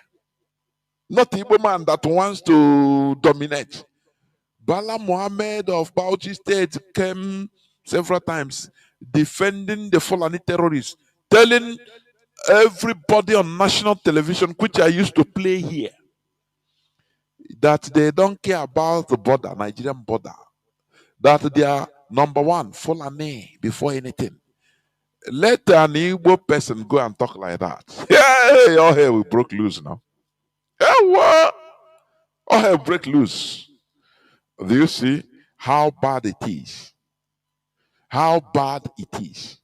These people are having their way because their minds the minds of other ethnicities, the indigenous people in Nigeria has been corrupted against Igbo. So there will no longer be any coordinated resistance. And that is why the Fulani, they are having their heyday. They are having their heyday. I think Christopher Musa, the chief of army staff, he said the other day that ranching is the solution. Not ranching in one place. He said ranching all over Nigeria will be the solution to insecurity. Do you see that? You had him well. Ranching, that is Ruga. Because anywhere they place say ranching, this and that, it is Ruga, Fulani settlement, that it will be the solution to insecurity, the killing. He call it farmers' headers clash. Let them stay one place. They say no, because they have an agenda.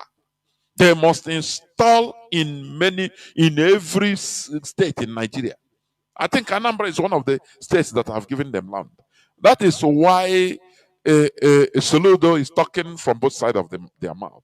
Sometimes I bow for even our people. Oh, Soludo of a man. Why would that I trusted? Some called him solution. This and that. Any Igbo person that enter the mainstream Nigerian politics, remove your hand. It doesn't matter. our people, we always we are you know, we are sentimental, and that is why we form Ugu. This one we come now speak so. I said no, yeah, don't vote for him. He will, let us put him. He will be better than other. No, all are the same. Even if you that is talking, if you enter there, you behave the same because the system will change you. That's what people should understand. The system will change you the same way. Even if you're a criminal, you're an armed robber, you're a Nigerian politician that are stealing billions.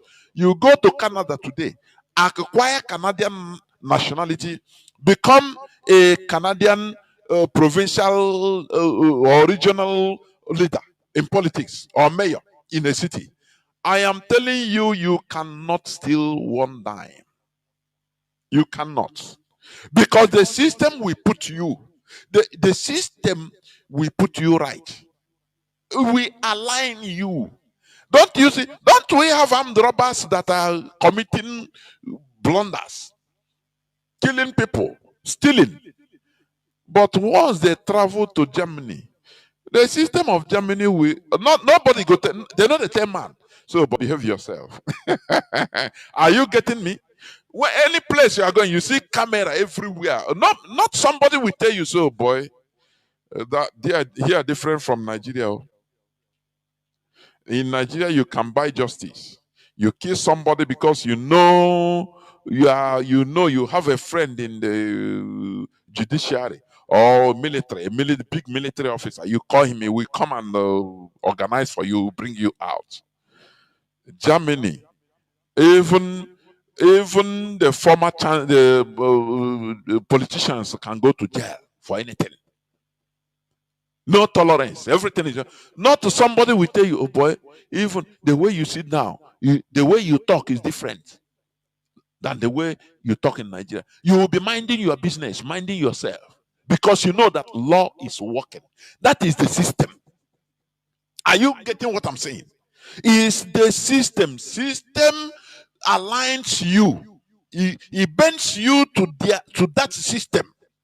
That is why you will see people inside flight. They are coming from a civilized country. Have you watched it? Returning on Christmas or anything. You know, everybody will be civilized. Once that flight come up and he enters Nigeria airspace, you see everybody will bring out his animal behavior. I'm telling you. The whole that serene situation will change.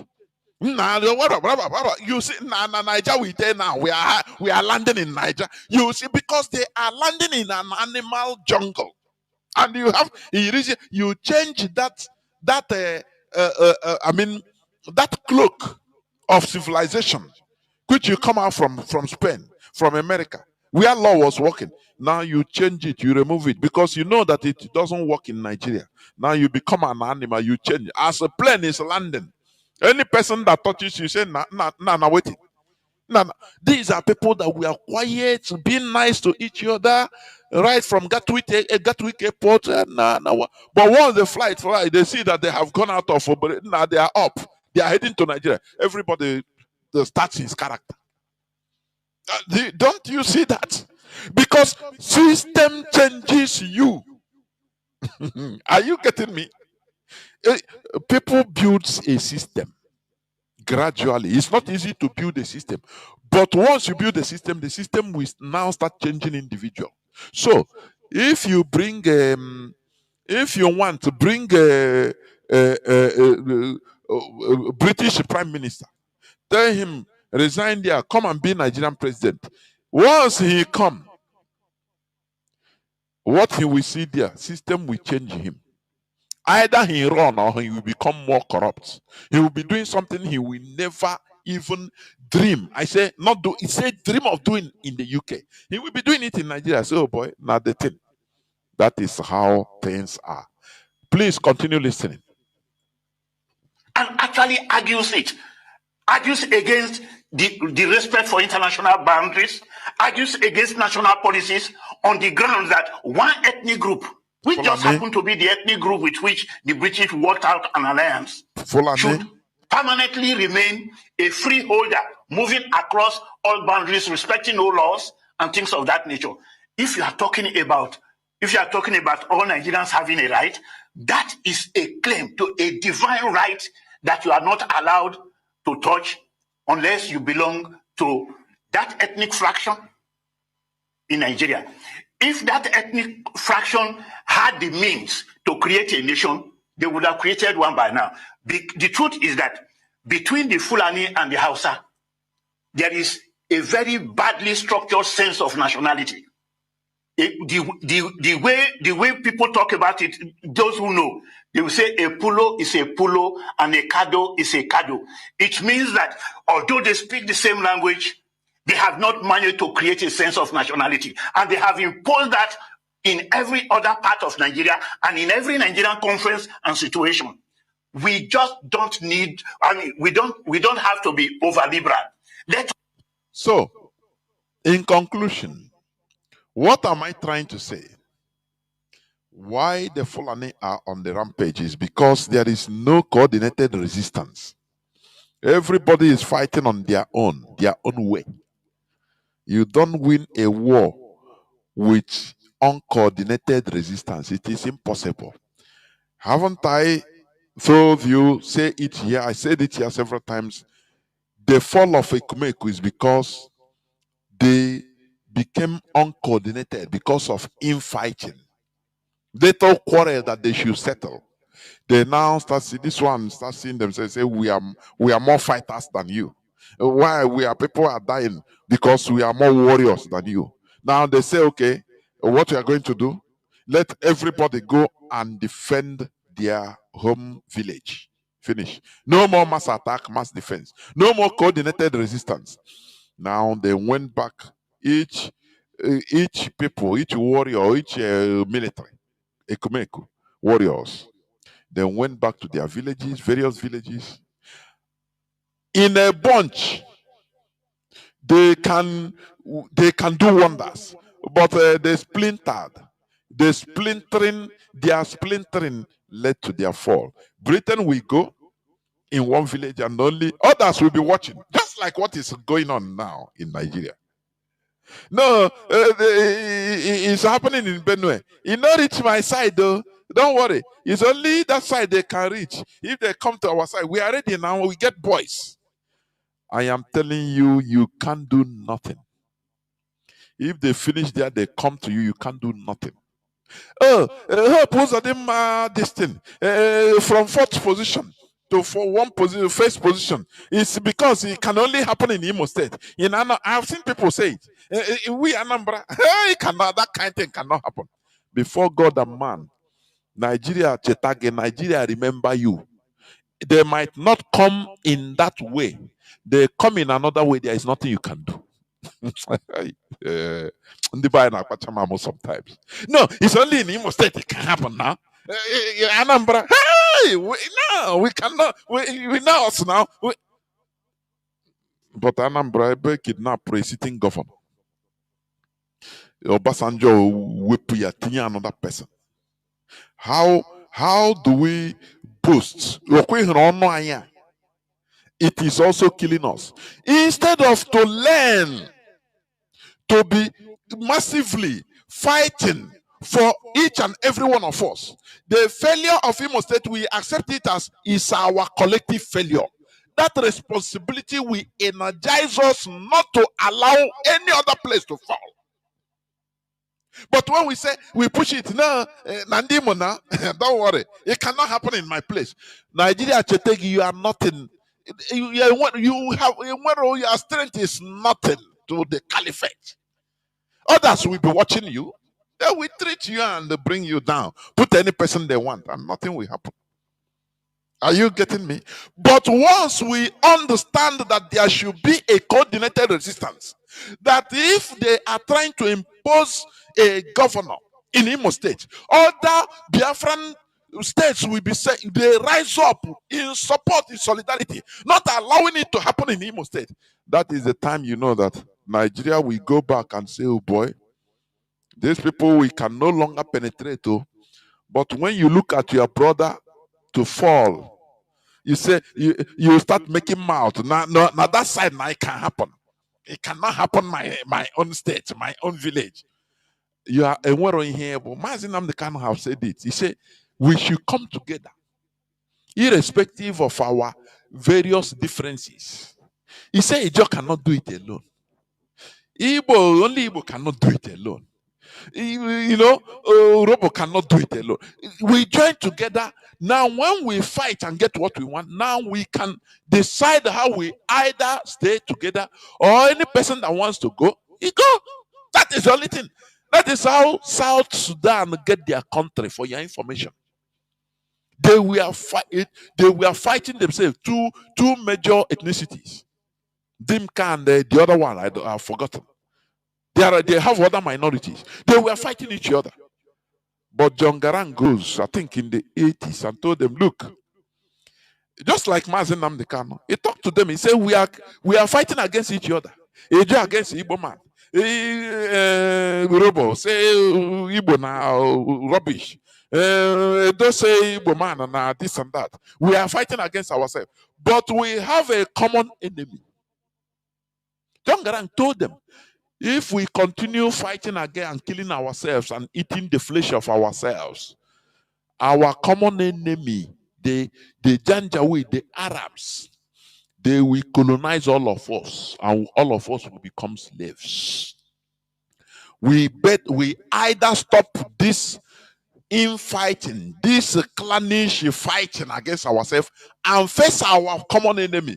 If we finish them, now we get what we want. Now we can come back and continue fight. No problem. That one we know that I got law or we will settle later. No person will be a slave to his fellow. But if we continue killing ourselves, fighting, our enemy will be sponsoring one against the other, and they will colonize or enslave all of us. And it made sense to them. That is the reason why they were able to rise up together to fight to get South Sudan you are seeing today. It's not easy. They coordinated resistance against their common enemy. But today, what you hear from our people, sometimes you say, nah, all these things we preach, so it doesn't enter anywhere. No, now this village, if in our own, hey, nothing. They cannot do it. We have men now. You boy, you have no single strength when it comes to the Nigerian caliphate power. I am telling you, they can do anything. Maybe the style they use in Imo, it will not be the same style in Anambra. It might not be the same style in Ebonyi, but they will overpower everybody. So the only thing is coordinated resistance. So that if it is happening in Enugu, don't call it Nnamdi Enugu, Ndi Hamufu. Now there they happen. More na resist. They can't do nothing.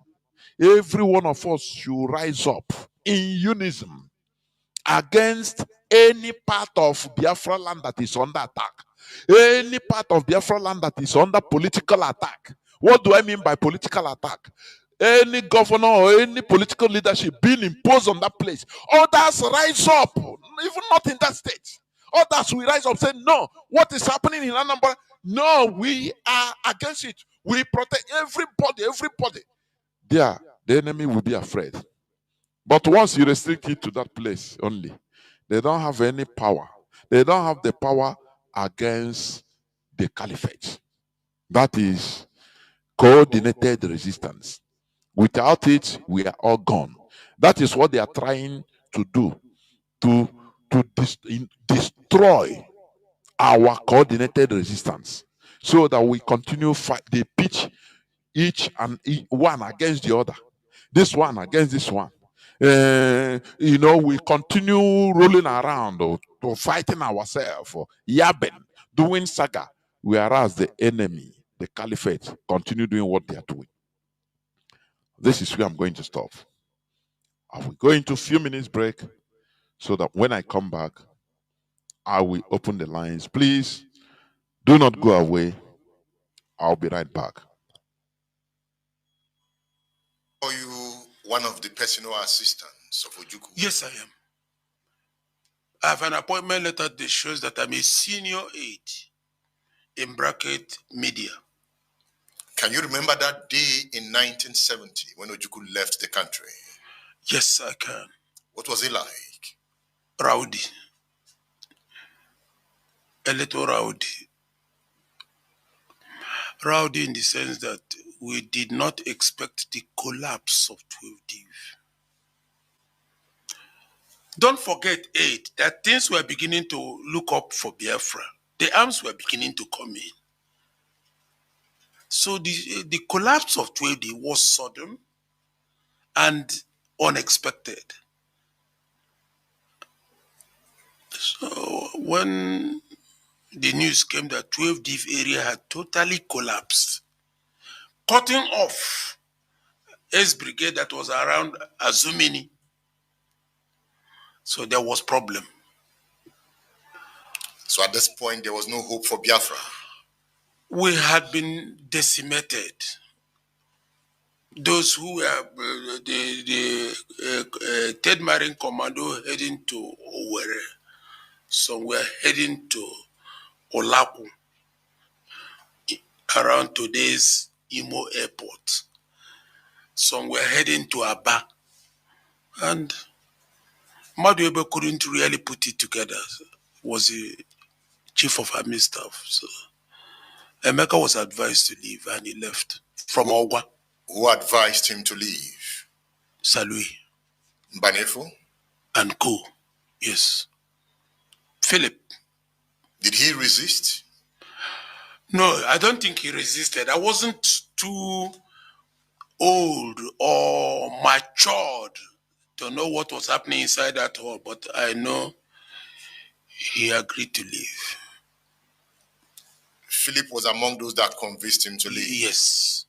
And Philip was to take the mantle of leadership and did the formal. So immediately Ojukwu left. That was the end of the war?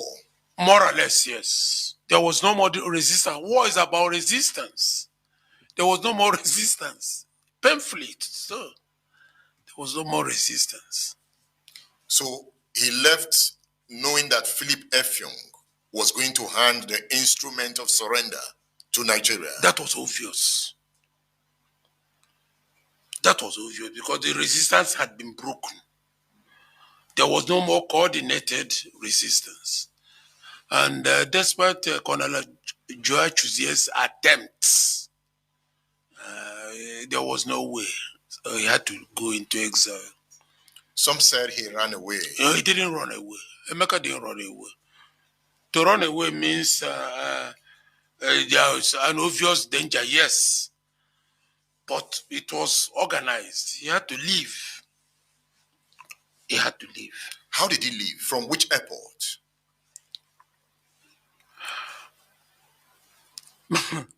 Some said Uli. Some said Oga. But I think he used Oga. I think so. Why didn't he leave through Uli Airport? Uli Airport was under bombardment by Egyptian piloted Russian MiGs. Remember that we are not fighting Nigeria alone. That's what people don't know. We're fighting almost the entirety of Arab world. Emeka likes to call them Pan-Arabism. You know, if you read Yahya declaration, yes, he said the Biafran struggle, yes, was against Pan-Arabism. It's Pan-Arabism. He knew. And welcome back. This is Radio Biafra House of Service coming to you through Radio Biafra London.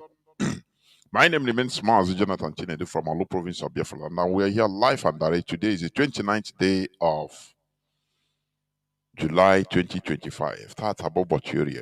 Our lines are now opened. Our WhatsApp and Signal line remains +61 405 142 547. I repeat, +61 405 142 547. You can call us and give us your view on the issue treated. But remember, we also talk about the need for coordinated resistance. Therefore, we can never shy away from it because that is where our force lies.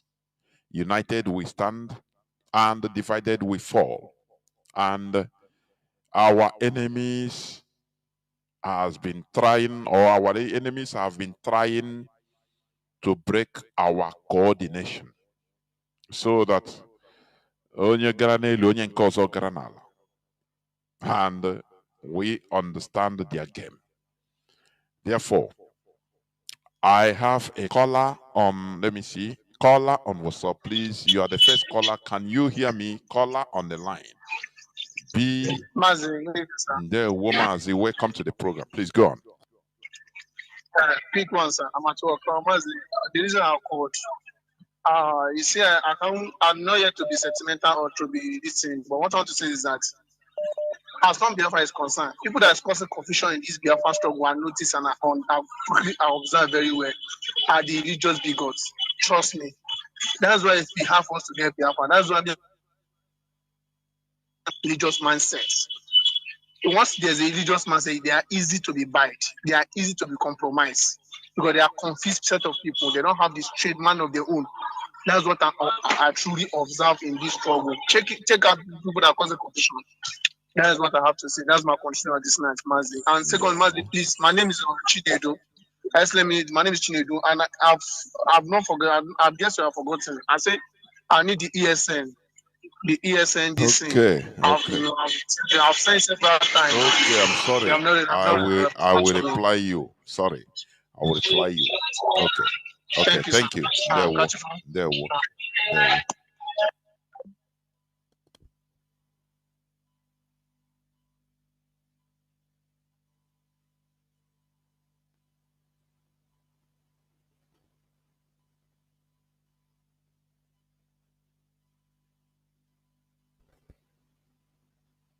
Caller on signal. Can you hear me? You are reconnecting. No, please. If you are calling, try to make sure that I know sometimes network can do something, but I'm mostly from the zoo.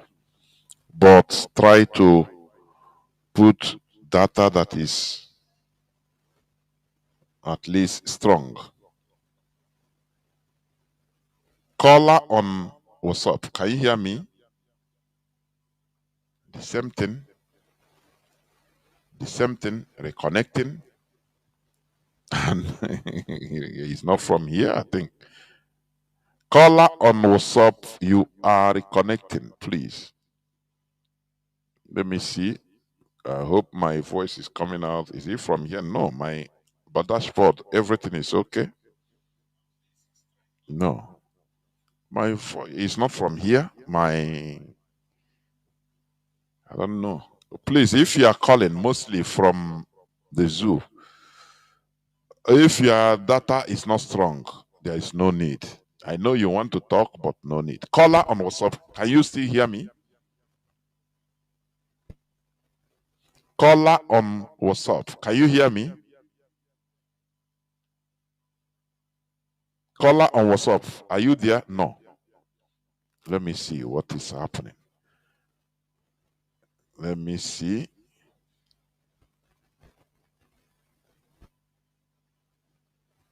Caller on WhatsApp, please. You are calling. If you are calling, your data is not. Is connecting. Stop calling now, so that others will don't occupy this place. If your data is not okay, please don't call. You're occupying space for others, please. I know it's not easy, but you should understand. I know it's not easy, but you should understand. If your data is not okay, no need of calling because you're occupying space for others that are calling. If I pick you, you will be connecting, and you continue calling.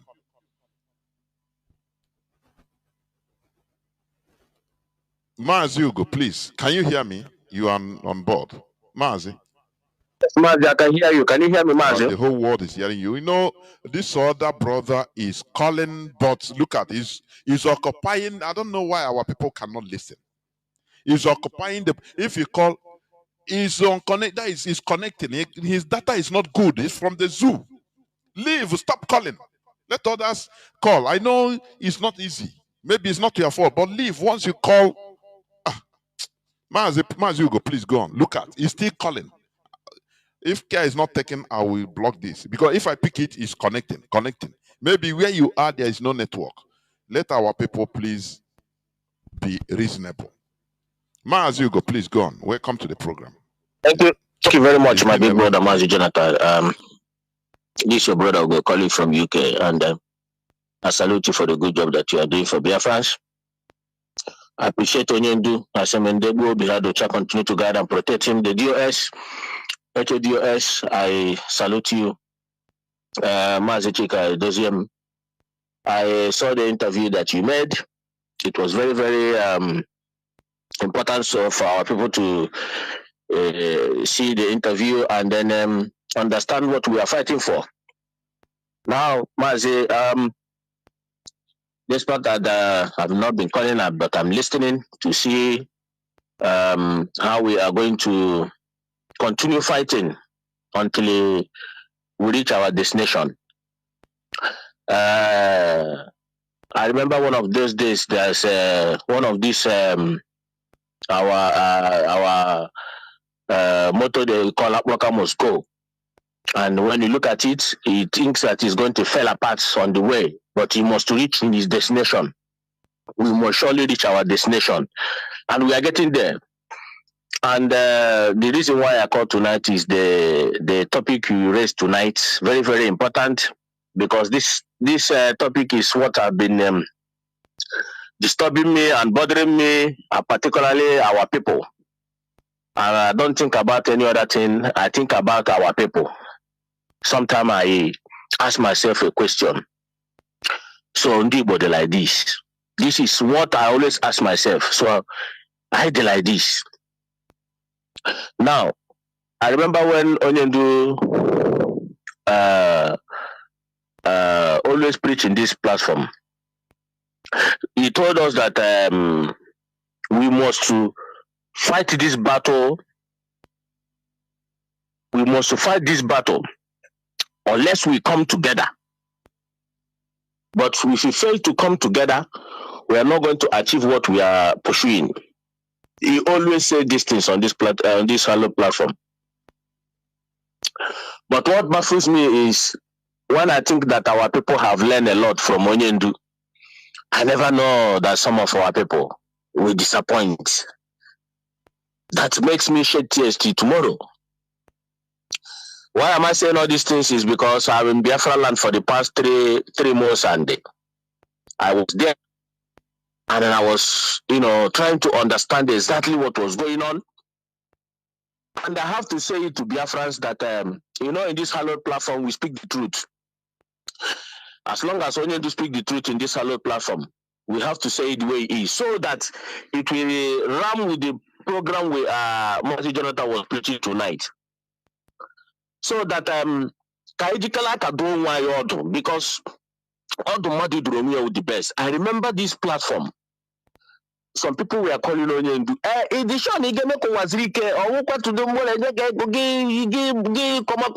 This man keep making them to understand that he swore with his life and his parents' life that if Biafra has to, if they ask him to go and kill his family now for Biafra to come, he will do it on this whole platform. For you to know that we listen to Onyendu, he know exactly what he was talking. Onyendu know exactly what he was crying because he know that we are in danger in Nigeria.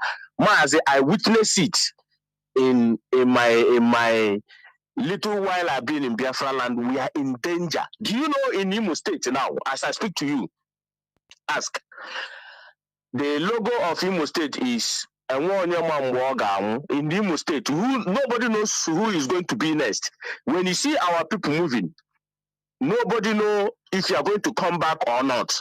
I'm telling you the gospel truth. No, in Imo State, I will tell you particularly in Imo State, nobody knows if you are going to come back or not. That is how the life of our people have become in Imo State. Now, as I speak to you, I was there. I know what our people are facing. Now, you see, the atrocity of what of Eberima himself in Biafra land is real. No, Why am I saying this? It's real. I'm not saying it because I want to how am I going to put it? To keep emphasizing on it. No, I'm saying it so that people will begin to learn for the program tonight. That actually, you that is listening to me, you some of you we are calling Onyendu on this platform, calling him all manner of names. But somebody you did not even know where he came from was asking you to go and kill your own brother. You went and kill your brother. You that is listening to me, some of you did this thing from Eberima. The result is in Biafra land as I speak to you now. Some of you don't even ask him the question you were asking Onyendu. You are not going to betray. You are sure you are not going to do to Wazirike. Go to YouTube. You will see our people. All those ranting, woto. This, that is in the body of our people. I witness it. He did not even cross head bridge. You see houses we are burning. It's our people that is dying. No, but for anybody told you that Zoo military is dying, police is dying. Maybe it's one that drunk and maybe they corner him, they can manage to take his gun or whatever the boys are doing. But in terms of all these things they're telling you, oh, Zoo military died, they lie. All our people that they are killing. This is boys. This is what they actually asked them to be doing in Biafra land. To be destroying the name of IPOB and the ESM. And that is what exactly Nigerian government wants Eberima and his boys to be doing. They are being sponsored by Nigerian government. Don't be deceived. Our Kolama, they did deceive. Eberima is being sponsored by the Nigerian government. Now, if you look at Dave Omahi himself, I can actually forgive Fulani, but if you Dave Omahi and the whole post of them, I will never forgive them. You know why? The same Dave Omahi that is speaking now, that is the menace of a Fulani man. His recent interview, Mazi, if it is possible, you play it to our people, so that people will hear Dave Omahi saying that it was the reason of Fulani kidnapping that brought ESM. The same Dave Omahi who told you that he formed parallel IPOB, inside IPOB, now coming up and tell you that some of his engineers, white engineers, were kidnapped by the Fulanis. It was the reason why ESN come out. Dave Omahi start confessing now. But the same Dave Omahi form killers that we are murdering our own people, pointing IPOB hand in their body, killing our own people, doing all manner of rubbish. Dave Omahi was responsible for insecurity in Biafra land. I said it in every Nigerian radio I go, that Dave Omahi will be held responsible for anything pertaining to insecurity. It was Dave Omahi who brought it in Biafra land and then pass it to Hope Uzodinma. These two governors, these two people, Dave Omahi and Hope Uzodinma, should be held responsible in whatever that is happening in Biafra land. Dave Omahi was the engineer of it, and he has come out today to begin to speak with two balls of his mouth. Dave Omahi, this is Dave Omahi. Mazi, let me leave it here. I have a lot to say, because if you see this, you're preaching tonight, it reminds me a lot of things about our people. It reminds me that betrayal does not pay. All those things, I get what trend in Biafra today, tomorrow. Fighter jet is on the air.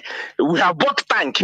Come on, jog, where are these people today that make you to go and be killing and destroy Biafra land? Don't you know that it's a Perima? If not the help of Chinas and Woru fighting these people to expose them in Radio Biafra, do you know the things, the damage these people have caused in Biafra land? This is Perima himself. Do you know? If you don't know, go to Biafra land, you will see it. Mazi, Mazi. That is the reason why we always come here to enlighten us. Because that is the most important part of this restoration effort. You know, if you see information, Information. Information is the key. Once you hear information, it depends on what you do with it. But hear it first. Because what the Nigerian government has been doing is trying to break our coordination. I am telling you. That is the reason why Biafra fell. Biafra, because it was broken. And our eternal leader have to move. Are you getting me? That is it. Because once they break our coordinated resistance, it's finished. There is no, this person will be on Facebook talking. The other one will be on YouTube. Yabening his brother. The other one will be, so the main thing, the Nigerian government will be, the Fulani Caliphate will be on the rampage, doing their thing, enslaving everybody. Caller on WhatsApp, please go on. Can you hear me? Call on WhatsApp. Yes, I can hear you directly. There, Mazi. There,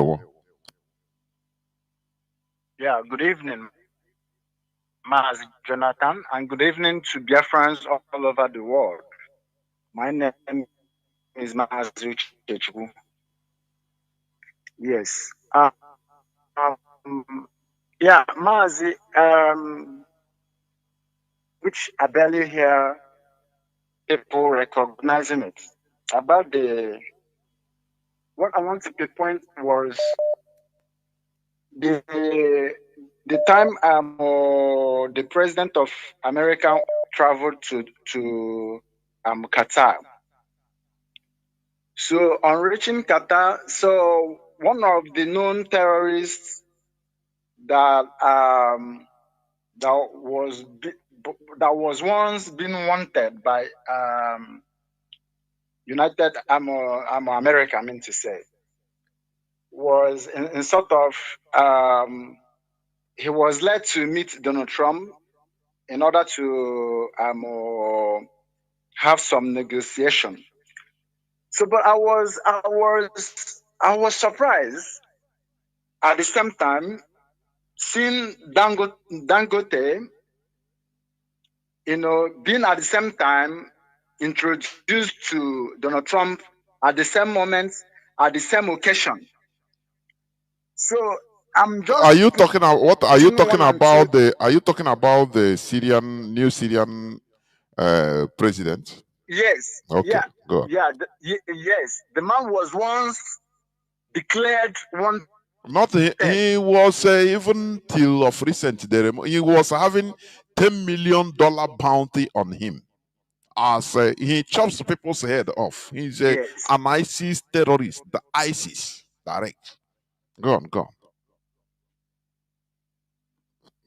on, Mazi. Today he is being baptized. All his sins are forgiven. That is how they roll. Mazi, go on. Qatar's head of states, introduced these non-terrorists to Donald Trump. At the same time, introducing through the Qatar head of states. Also, Dangote was introduced through Qatar head of states to Donald Trump. So one on one I'm trying to put together is why at the same time, for you to know that these people have something in common. They are being known to be into brotherhood. They are being called brotherhood. So I strongly believe that Dangote, this man called Dangote, and the Kaaba, they are in the same ship.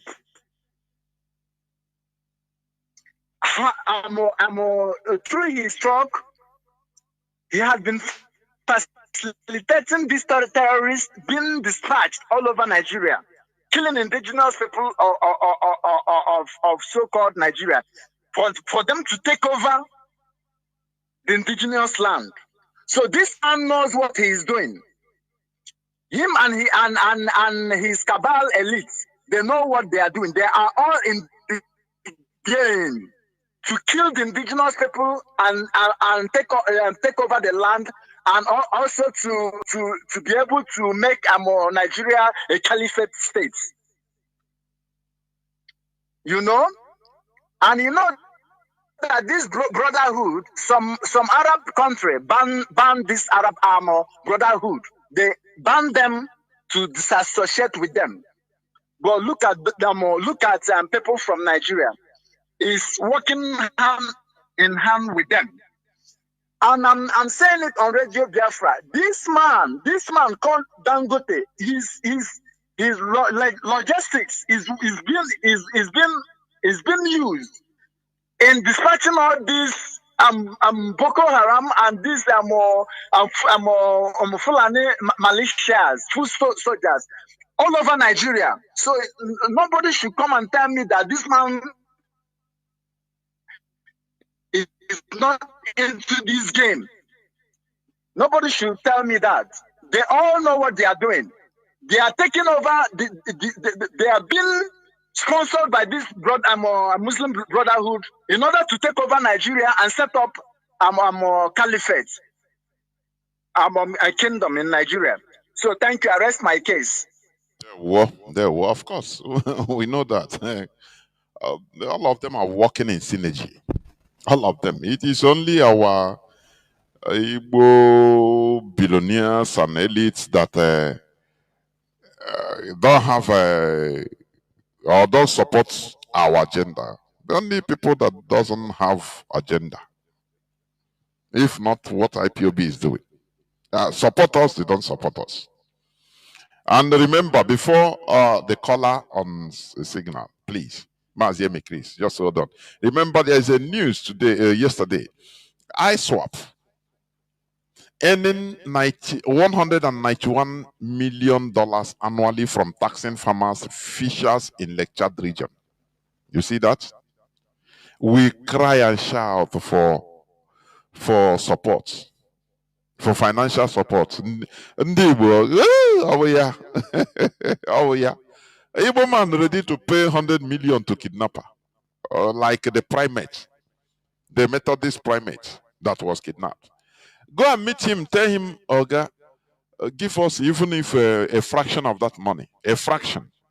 He will talk. He will quote for you the book of Lemuel, Abi Samuel. Say, God is protecting us, so no need.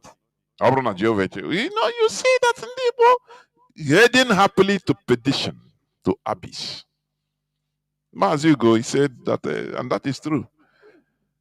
The mantra now mostly in Imo State is outside. Let me go and buy something. Whether you will come back safe. This is the very piteous, pathetic situation we are in. Very sad. Let our people support what we are doing financially. Make contacts. ISWAP that is killing people. They are earning $191 million annually from taxing farmers, fishers in Lake Chad region. It's not talking about the one even the politicians are giving them, their own politicians. And you are surprised how they are getting their weapons, sophisticated weapons. You are surprised how they are making headways, how they are killing Nigerian soldiers, how they are controlling. You are surprised. You know, they are killing us because they are being supported. Can you support your own? A power sense, a power brain. Caller on signal, Mazi Chris, please welcome to the program. Can you hear me? Mazi Chris, let me see. Can you hear me? Mazi Chris, can you hear me? Please go on. Mazi Chris.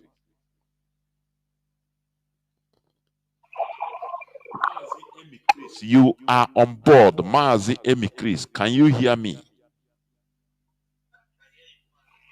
There, Mazi, welcome to the program. Please go on. Thank you. I was listening from radio, so that's why it came. There is delay. Yes, there are about almost 1 minute delay. Go on. You said it all as usual.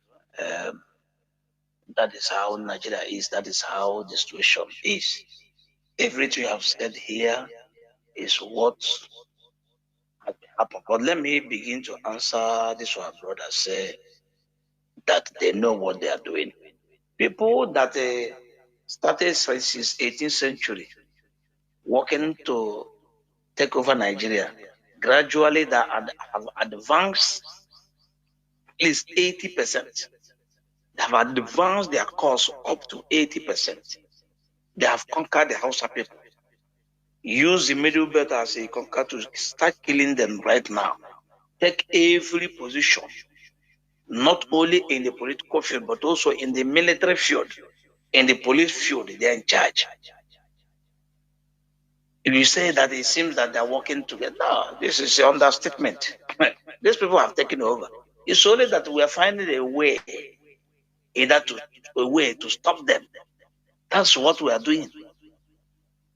But in terms of taking over, they have taken over just it remains 20% for them to conclude their action.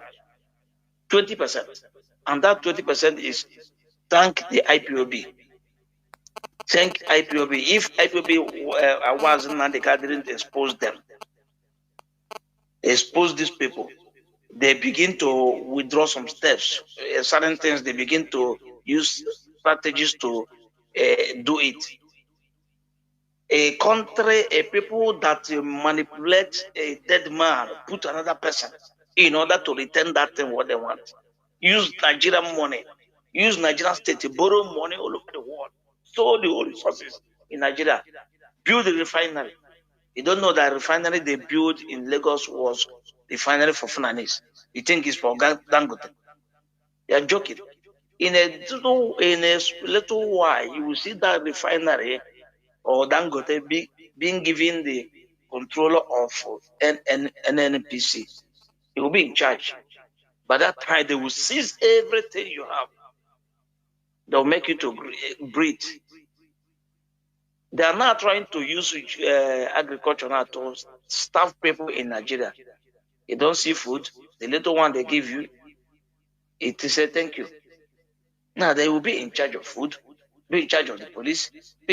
I was listening to Goodluck Jonathan. He said that he was narrating what happened to him in 2014. He said that he could have gone somewhere to sleep for that night or to stay. But he said no. It is better for him to die in Asorok. If they want to kill him in Asorok, let them kill him so that Nigerians will see that they kill him inside Asorok, inside the presidential villa. Then ask me, he is the president. Who are those that want to kill him? He is the president. He was the president then. Who are those that wanted to kill him inside Asorok, inside presidential villa? These are the people holding Nigeria. These people are controlling Nigeria, not that person you see as a president. So let me stop from here in terms of what this brother said.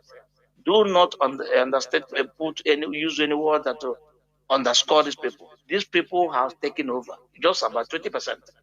And that 20% was the Eastern region course of IPOB. Course of IPOB. Thank our leader. Thank IPOB that remain till now. Remain consistently till now. And we are begging our people to rise up. Mazi, last time I called, I said we will use ourselves to save ourselves. You see this struggle. I view this struggle for all angles. So there will be a time I don't like to talk to people. I just sit down. All I be thinking, what do we do? What is the answer? What the result? What do we do? I haven't gotten any answer, as I have told you. The only answer I have gotten is that, let me use that word in blog, that we must use ourselves to save ourselves. That is the only angle I see that. You once tell us that somebody killed, I think, Gandhi of India, shot him to death because he saw in future that what he's trying to do will destroy the India states, and he was sentenced to prison. That is the meaning of sentenced to death. To save yourself. He was sentenced to death. He was in our own case. Yes. I hope you are hearing me, Mazi. Yes, of course. Mazi, go on. I hope you are listening to me. Okay. Mazi, go on. Your voice is coming out. Please, go on. So I in our own case, what I find out that will be okay for us is that even if I'm concerned, let it be. We must use them. So if there's a time we will force some people. You see this contribution we are begging for them. We will force them. Sometimes we come, we force them. That is part of using ourselves to serve. We force them to pay that money to contribute for this what we are doing. Not all this one we are going in civil. Let me tell you, when the Europeans are trying to organize themselves, it's easy to organize yourself.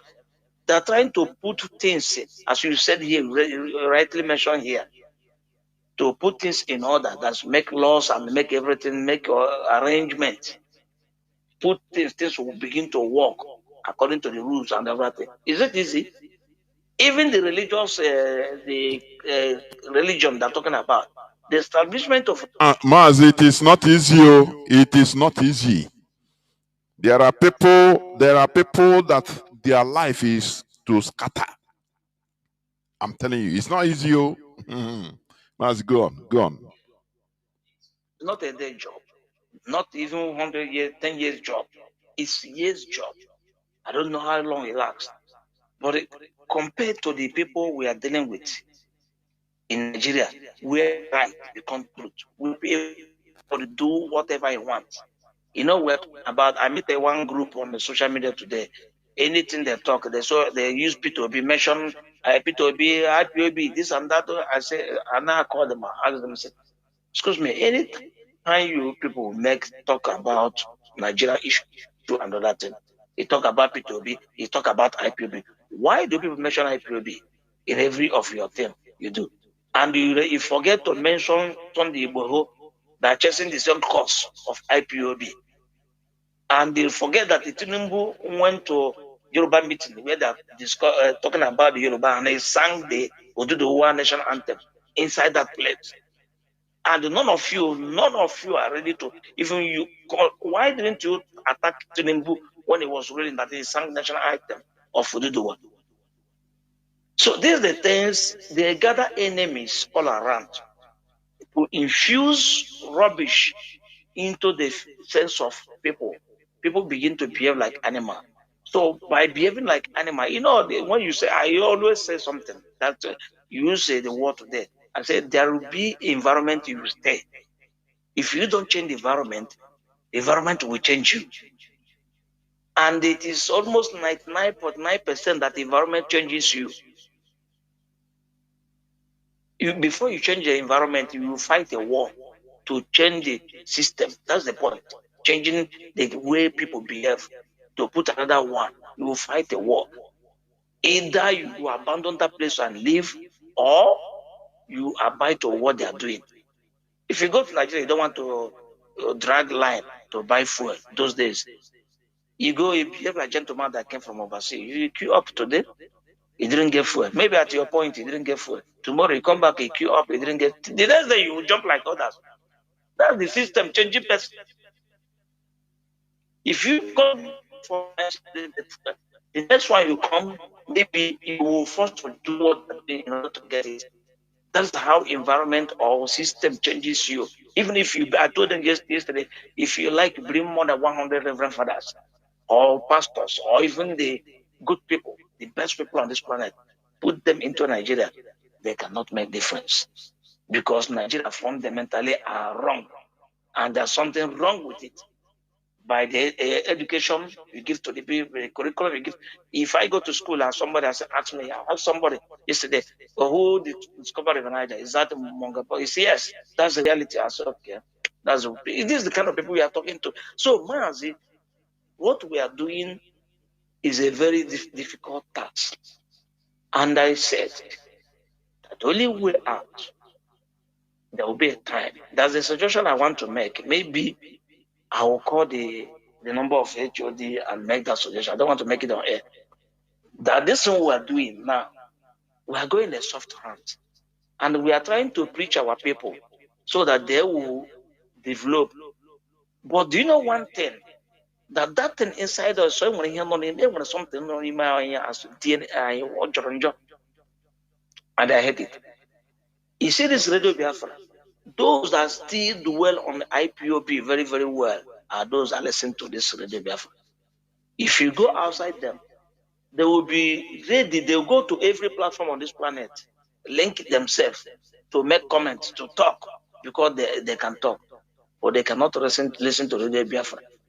Bet me any day our leader come back to talk on Radio Biafra, you see all of them come.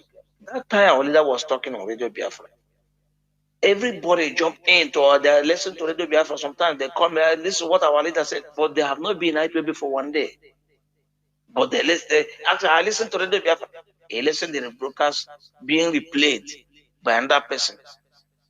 The broadcast of our leader being replayed. So you see the character inside there, that this character is the character that led us that one man is the only the head all the time. Everybody look upon one man. As if our leader wake up in the morning, you go and get Biafra, everybody go in. This kind of mentality, you can't use it to get the freedom we are talking about. The people that, what we are trying to do is to get at least 70% of our people being reasonable. Understand the dispensation of the zoo and how things work. When we get to this point, then we can do everything. Nigerian government is not work, we can go into war. People with this kind of mentality, they got up in mud, you got to put them down. When you back, you met no. Fulani will chop your head. When they came to Biafra and during Biafra war, you see a woman with a baby.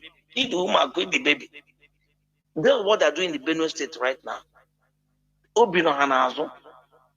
Ndibo, when what the characteristics is Obino Madonazo. Keep your heart behind you. Do anything you want to do. And then what the only solution is that we must force people to have it. And we force people to belong. Good night. There were Mazi, and I can hastily add, it's Ndibo, Enworobi ime, mana ha nwekwara obi ime ụmụnne ha ihe. Look at how criminal autopilots, how they mow down people in their shops. They stop, they go to the shop, they kill man and just for nothing. I never see this kind of thing before. Sometimes I say, what have, okay, but I cannot understand. Somebody will stop, go to the shop, open fire, killing his brother. They are not attacking even our enemies. You know, it's absurd. Imagine what is happening. Caller on WhatsApp, please go on. Caller on WhatsApp. Go on. Jonathan. There, Mazi. Mazi, yes. Dutch web camera, the regular one. The Korage, there. Mazi, I want to start by thanking the leadership, because without this very leadership, without their endurance, without their steadfastness, I don't think we would have been here. They have really taught us a lot. And this very platform, this very Radio Biafra, has been a very backbone, it's been a very big source of our sustenance of this very struggle. Because I know when it was raining, it was on this radio we keep, hearing from the leadership, shaping our minds, trying to, know the direction to follow, which you few and many of us were able to keep our heads and minds straight in order to go out there to inform others of what is there, trying to confuse our people. So I cannot stop by thanking this very leadership, because they say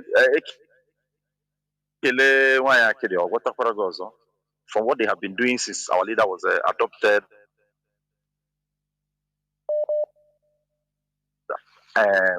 kidnapped. From what we are saying, from what has been going on, all that have been doing the needful have really developed when it comes to our understanding of global politics, even the antics of our enemy.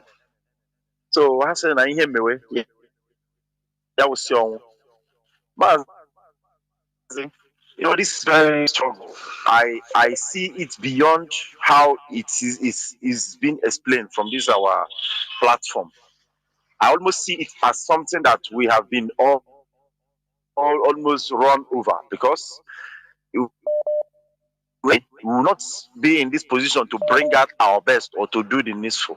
Yes, the struggle or the task ahead might be very, very, tough.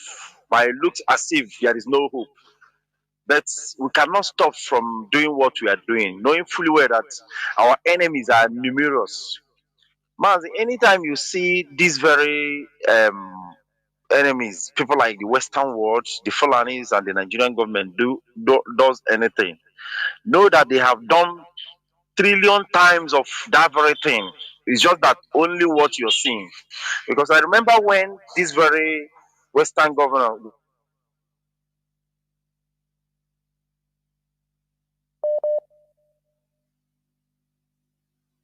Mazi, are you still there? of this, I will keep thinking that yes, I'm here, but the network is very, very bad. If it's not properly, let me drop so others can continue. Go on. But if Your I'm voice coming is out, coming let me out still now. go. It's coming out now. Go on. So Mazi, I remember when they were talking of climate change. So I was thinking that there was something more different, like the ozone layer or the sun was much, that in no distance time the sun will be melting people. But these are the grounds that they were preparing for their foot soldiers.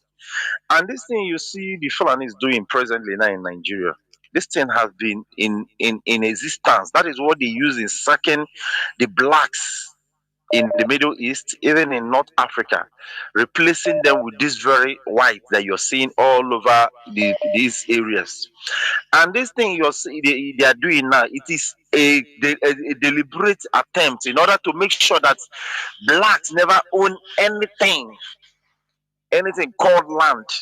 Because they find out that we keep holding to our ancestral belief, our ancestral ways of life, like you know, holding back that my land, my area, my people, our culture, and all of these things is what is not, really giving them that, what they really want in order to make this world a one government, area where they will be able to harness anything they want, do whatever they like, and they find out that this very color that we have, this very of ourselves, if without exterminating us, that naturally we will, grow, replace other colors. So this very hegemony and these very ideas has been there from centuries back. Then what they now did is just that they renewed it with the Fulani, and they don't have any other people than this area. The Fulani has been there, partnering the Arab enslavement, partnering the British and other colonial masters. So they don't have any other person that will do it perfectly than this very Fulani. That is why you see them since when the Fulani started killing in all the West African countries. There have not been any international condemnation. There have not been any media houses that have said all these things. So that is why we should know that it is high time we build ourselves together, especially with this very organization that Mazi and Kanu have laid down. Because without IPOB, when we talk about coordination, when we talk about doing something in unison, it is only IPOB that have showed themselves worthy, show themselves, being able to confront what is, chasing us. That is why I bless God for establishing this very organization. And Mazi, there is something I want to point out. This what they call them. There was news in the country about the Senate passing this what they call it, the Emir and the Sultan the bill, and this other thing. All near of Ife, yes. Yes. Yoruba monarch and These are that same parts. Yes, these are this same part of plans in order to see that we are in totally exterminated. And I come to reason these things that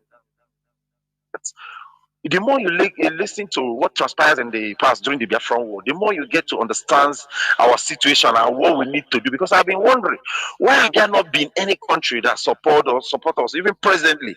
But I find out that our docility and how we do things makes even people that is willing to support us hate us even the more.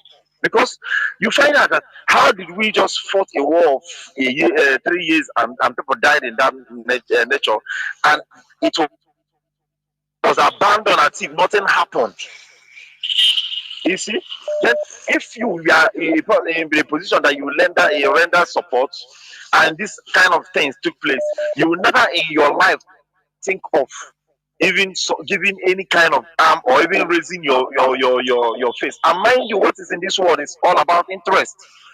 And most of those support that you have been getting is like if you established, and they will be able to to partner you and see what they can get from you. But when they did all of this, we that was the people that was paid, killed, and enslaved, and done all of these things, we never in any way, any form of resistance or even rebuilding. And that still brings me to today's struggle. If we did not do the needful by supporting this very struggle in any way we can, Mazi, our case, our situation will be far worse than the people that lost or the people that they ran 1966 70 genocide. Mazi, that brings me to this very time we are into. One of my friends told me that these days I used to talk too much.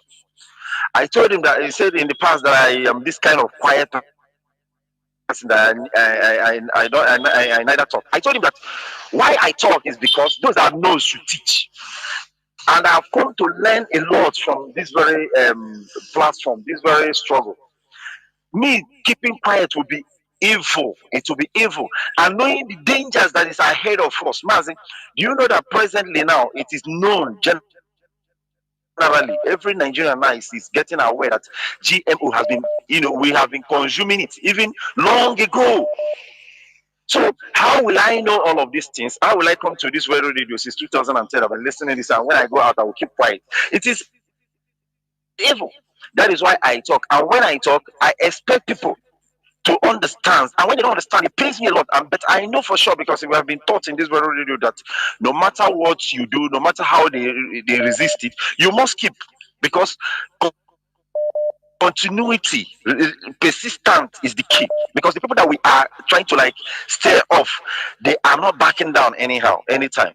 And that is why we must do the needful. And above all, discipline. Like when you look at the Nigeria, the Igbo organization, the Igbos are the only people that has organized more than any ethnic group, more than any country. If you go in here, you see Igbo, you see Igbo in diaspora, you see World Igbo Congress, you see maybe Soso Village in Soso State. All these are organizations and their strength. Being able to come together and harness their strength in one purpose is what is really disturbing us. And that is where I know in no distance time, when this evil will show itself in a way that nobody will bear it, when they have emergency in everything, health sectors, killing and all of these things will come to everybody's doorsteps. I know that every day everybody will embrace IPOB, and that day is fast coming. That is why every one of us that is in this very struggle, every one of us that have dedicated ourselves, that have paid the price in one way or the other, we must make sure that we'll keep this life, no matter what will come what may. We must make sure that we'll keep this struggle alive. There will be a time when they will not have anybody to hold on to them. This very struggle. Thank you so much, Mazi. I say, may you give you immense knowledge, because what you have been imparting on us is so numerous. Thank you so much. Thank you very much. Thank you. Thank you. We must continue. Mazi Obasi, can you hear me? Color on WhatsApp. Can you hear me? Yes, sir. I can hear you, Mazi. There, well, please. Go on, please. There, Mazi. Good evening, Biafrans. My name is Mazi Obasi. Once again, calling from Ghana.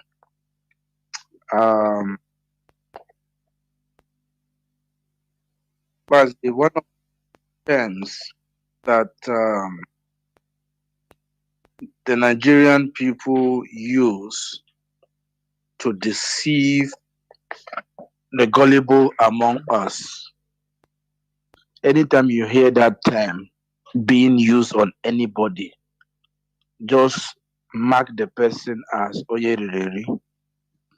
That is the tribalized Nigerian. When they say, oh, this person is a detribalized Nigerian, you never hear that term being used on a Hausa or a Fulani man. You never hear that term being used to qualify a Yoruba man. It's always used on our brothers and sisters. And when they do, the people who are so described are happy. They see it as some level of crown that has been given to them. They do not know that it is a simple way of saying you are a Mugu, a confirmed Mugu. How can you be detribalized in a country where everything is about tribe and you think you are of your right senses? How can you be detribalized when even the person calling you detribalized is completely tribalized? In fact, is a bigot. It's a tribal bigot. And you are happy and you are smiling, you think you are being called a good name. And we want to make them our friends so that they can like us. And then when they now say, oh, as for you, I like you because you're not like those other brothers who are like this, then they're happy. And you think that when you are being described by your enemy as more likable than your other brother, you do not know, even at that stage, that you are simply a failure. The Muslims or the Northern Fulanis, they have a saying that they usually say in Hausa language. They say, ciyar da anne ba lada ko da arzikin ubansa. It means there is no reward, there is no blessing in feeding an infidel, even with his father's wealth. This is a slogan. This is a mantra. This is something they repeat all the time. And this gives you the summary of what they think about you. Imagine that I am friends with your father. And because I'm friends with your father, I know where his money and resources are. And he passes on. And I am saying that taking care of you with that wealth, that money, that resources that belongs to your father, there is no reward in it for me. How much more will you expect me to use my own wealth to take care of you? What reward? It means that I will be cursed for doing that. And these are the same people that our people have not realized that cannot coexist with these people. But we are happy with the little crumbs, that we get from the table and little political relevance that we think we have. Okay, those Obi of Onisha and other skirt-wearing Obi and the so-called is,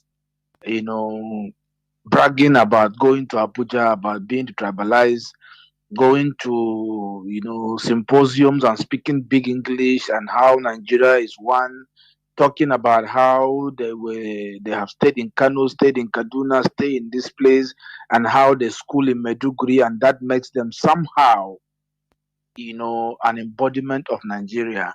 And as such, they understand Nigeria and the need for Nigeria to be one is more important to them than anybody that has ever lived. What happened? That a bill is being sponsored and being hastily passed. that is going to elevate other of their peers and leaving them behind. That one they will not talk. How does that treat them as equal? Or is not enough for them to react? It's not enough to tell them that that country does not belong to them, that they have no place in that country. How can you create a law that will elevate certain monarchs and leave certain monarchs behind? That is how, because these people, just like you always say, before they do anything, they test the waters. They want to see our reactions. An entire budget was passed without the inclusion of any project from an entire region. And when you raise your voice, while you are raising your voice, the presiding person in the parliament on that day was busy hitting his gavel and making conclusion on what has been said without taking into note your protest. And after he has taken that decision, then he allow you to speak. And when you're done speaking, he said, okay, I will talk to the president and maybe, just maybe, in the next bill, you might be considered. How insulting and how demeaning. But what happened? Quiet. They kept quiet. Maybe they meet in their meeting as Southeast Caucus in whatever nonsense and get some envelope or some Ghana must go, and they keep quiet. Today, they have seen that you cannot react. They are now elevating their kings. Tomorrow is going to be something else. The road from Ore to our homeland is bad for God knows how long. None of these people speak because they fly. None of these people can open their mouth and say anything because they fly. By Nigeria's own statistics, Nigeria government-owned Bureau of Statistics, they clearly said that 75% of the containers that comes into the Lagos port ends up in the southeast. And the road is as bad as it is. Nobody talks. Traveling to your homeland is a problem, even when you come back. Since you will not allow us to fly into our land, let the road even be good. No. These people, as long as they can fly to Lagos, fly to Owerri, fly to Abuja, they are fine. Any other person can go to hell. So, what exactly we even need to be talking about this thing sometimes? It's annoying. It's annoying. Before your eyes, your own mate, your own mates will be telling you through different actions directly to your face that you are nothing, and you keep quiet. An ethnic nationality as great as the Igbo people and as Biafrans. Why? And we are just there. The Muslims, as you see them, are as divided as you can imagine. In fact, you can't even imagine the depth of their division. If you go to the northern Nigeria and the north, the Izalas and the Terika, they don't even pray in the same place. They are so divided that even the knife used by the other person to kill an animal cannot be used by the other because he considers it desecrated. But when there is a jihad, when they are facing an external quote and unquote enemy, trust me, they are as united can be. You will never notice that there is any difference within them. Why can't we disagree on certain things but be united in the only thing that guarantees our own survival, which is Biafra? You can be in the Senate, be whatever you want to be. We may disagree in your belief system. We don't care. But can we not have something, at least the protection of our land? The protection of our land, at least. At least. No, Mazi watching again. Mazi Jonathan. There were. Thank you very much. That is it. Caller on, let me see. Caller on WhatsApp. You are first there. Caller on WhatsApp, please go on. Can you hear me? Please make it as brief as you can. Caller on WhatsApp. Yes. Yes, Mazi, Jonathan, and Dale. So I would also want to talk about, you've talked about so many things, and I want to just reinforce what you said about the Igbo division and the role played by the states. So our people forget that states were created firstly with the aim of dividing Igbos. And when you look at it, we have fewer states than other regions in Nigeria, but we are more divided than any other region based on state creation, such that whenever you run into any Igbo person anywhere in the world, the first impulse is to ask you, what state are you from? And on that basis, he begins to see you as a brother or as, just another fellow Nigerian. And, it brings to mind what you talked about, those people accusing a Bonny indigenous of committing murder in Imo or Anambra. So something we should be very careful, and our people should come together and look into this matter so that we don't do what Soludo did, blaming our youths for committing all the kidnapping in our land. Then secondly, the thing you talk about jealousy and the disparity between people. Sorry, before you continue, when you talk about states also, but there are states or other places, even in the north, even in the southwest. Why is it that we carry it in the head like? That's why I say, we are just like, our people are behaving like perfect slaves. Anything you call them, it enters their head. When you call a dog a bingo, is what is answering. You call it, you change the name, call it another person, take it and call it another name, he start answering that. Just give it a few days. States are everywhere also. Why is it that it enters our head more than, Well, Mazi, I don't have all the explanation, but I know a great part of it is because of our position of being defeated after the Civil War.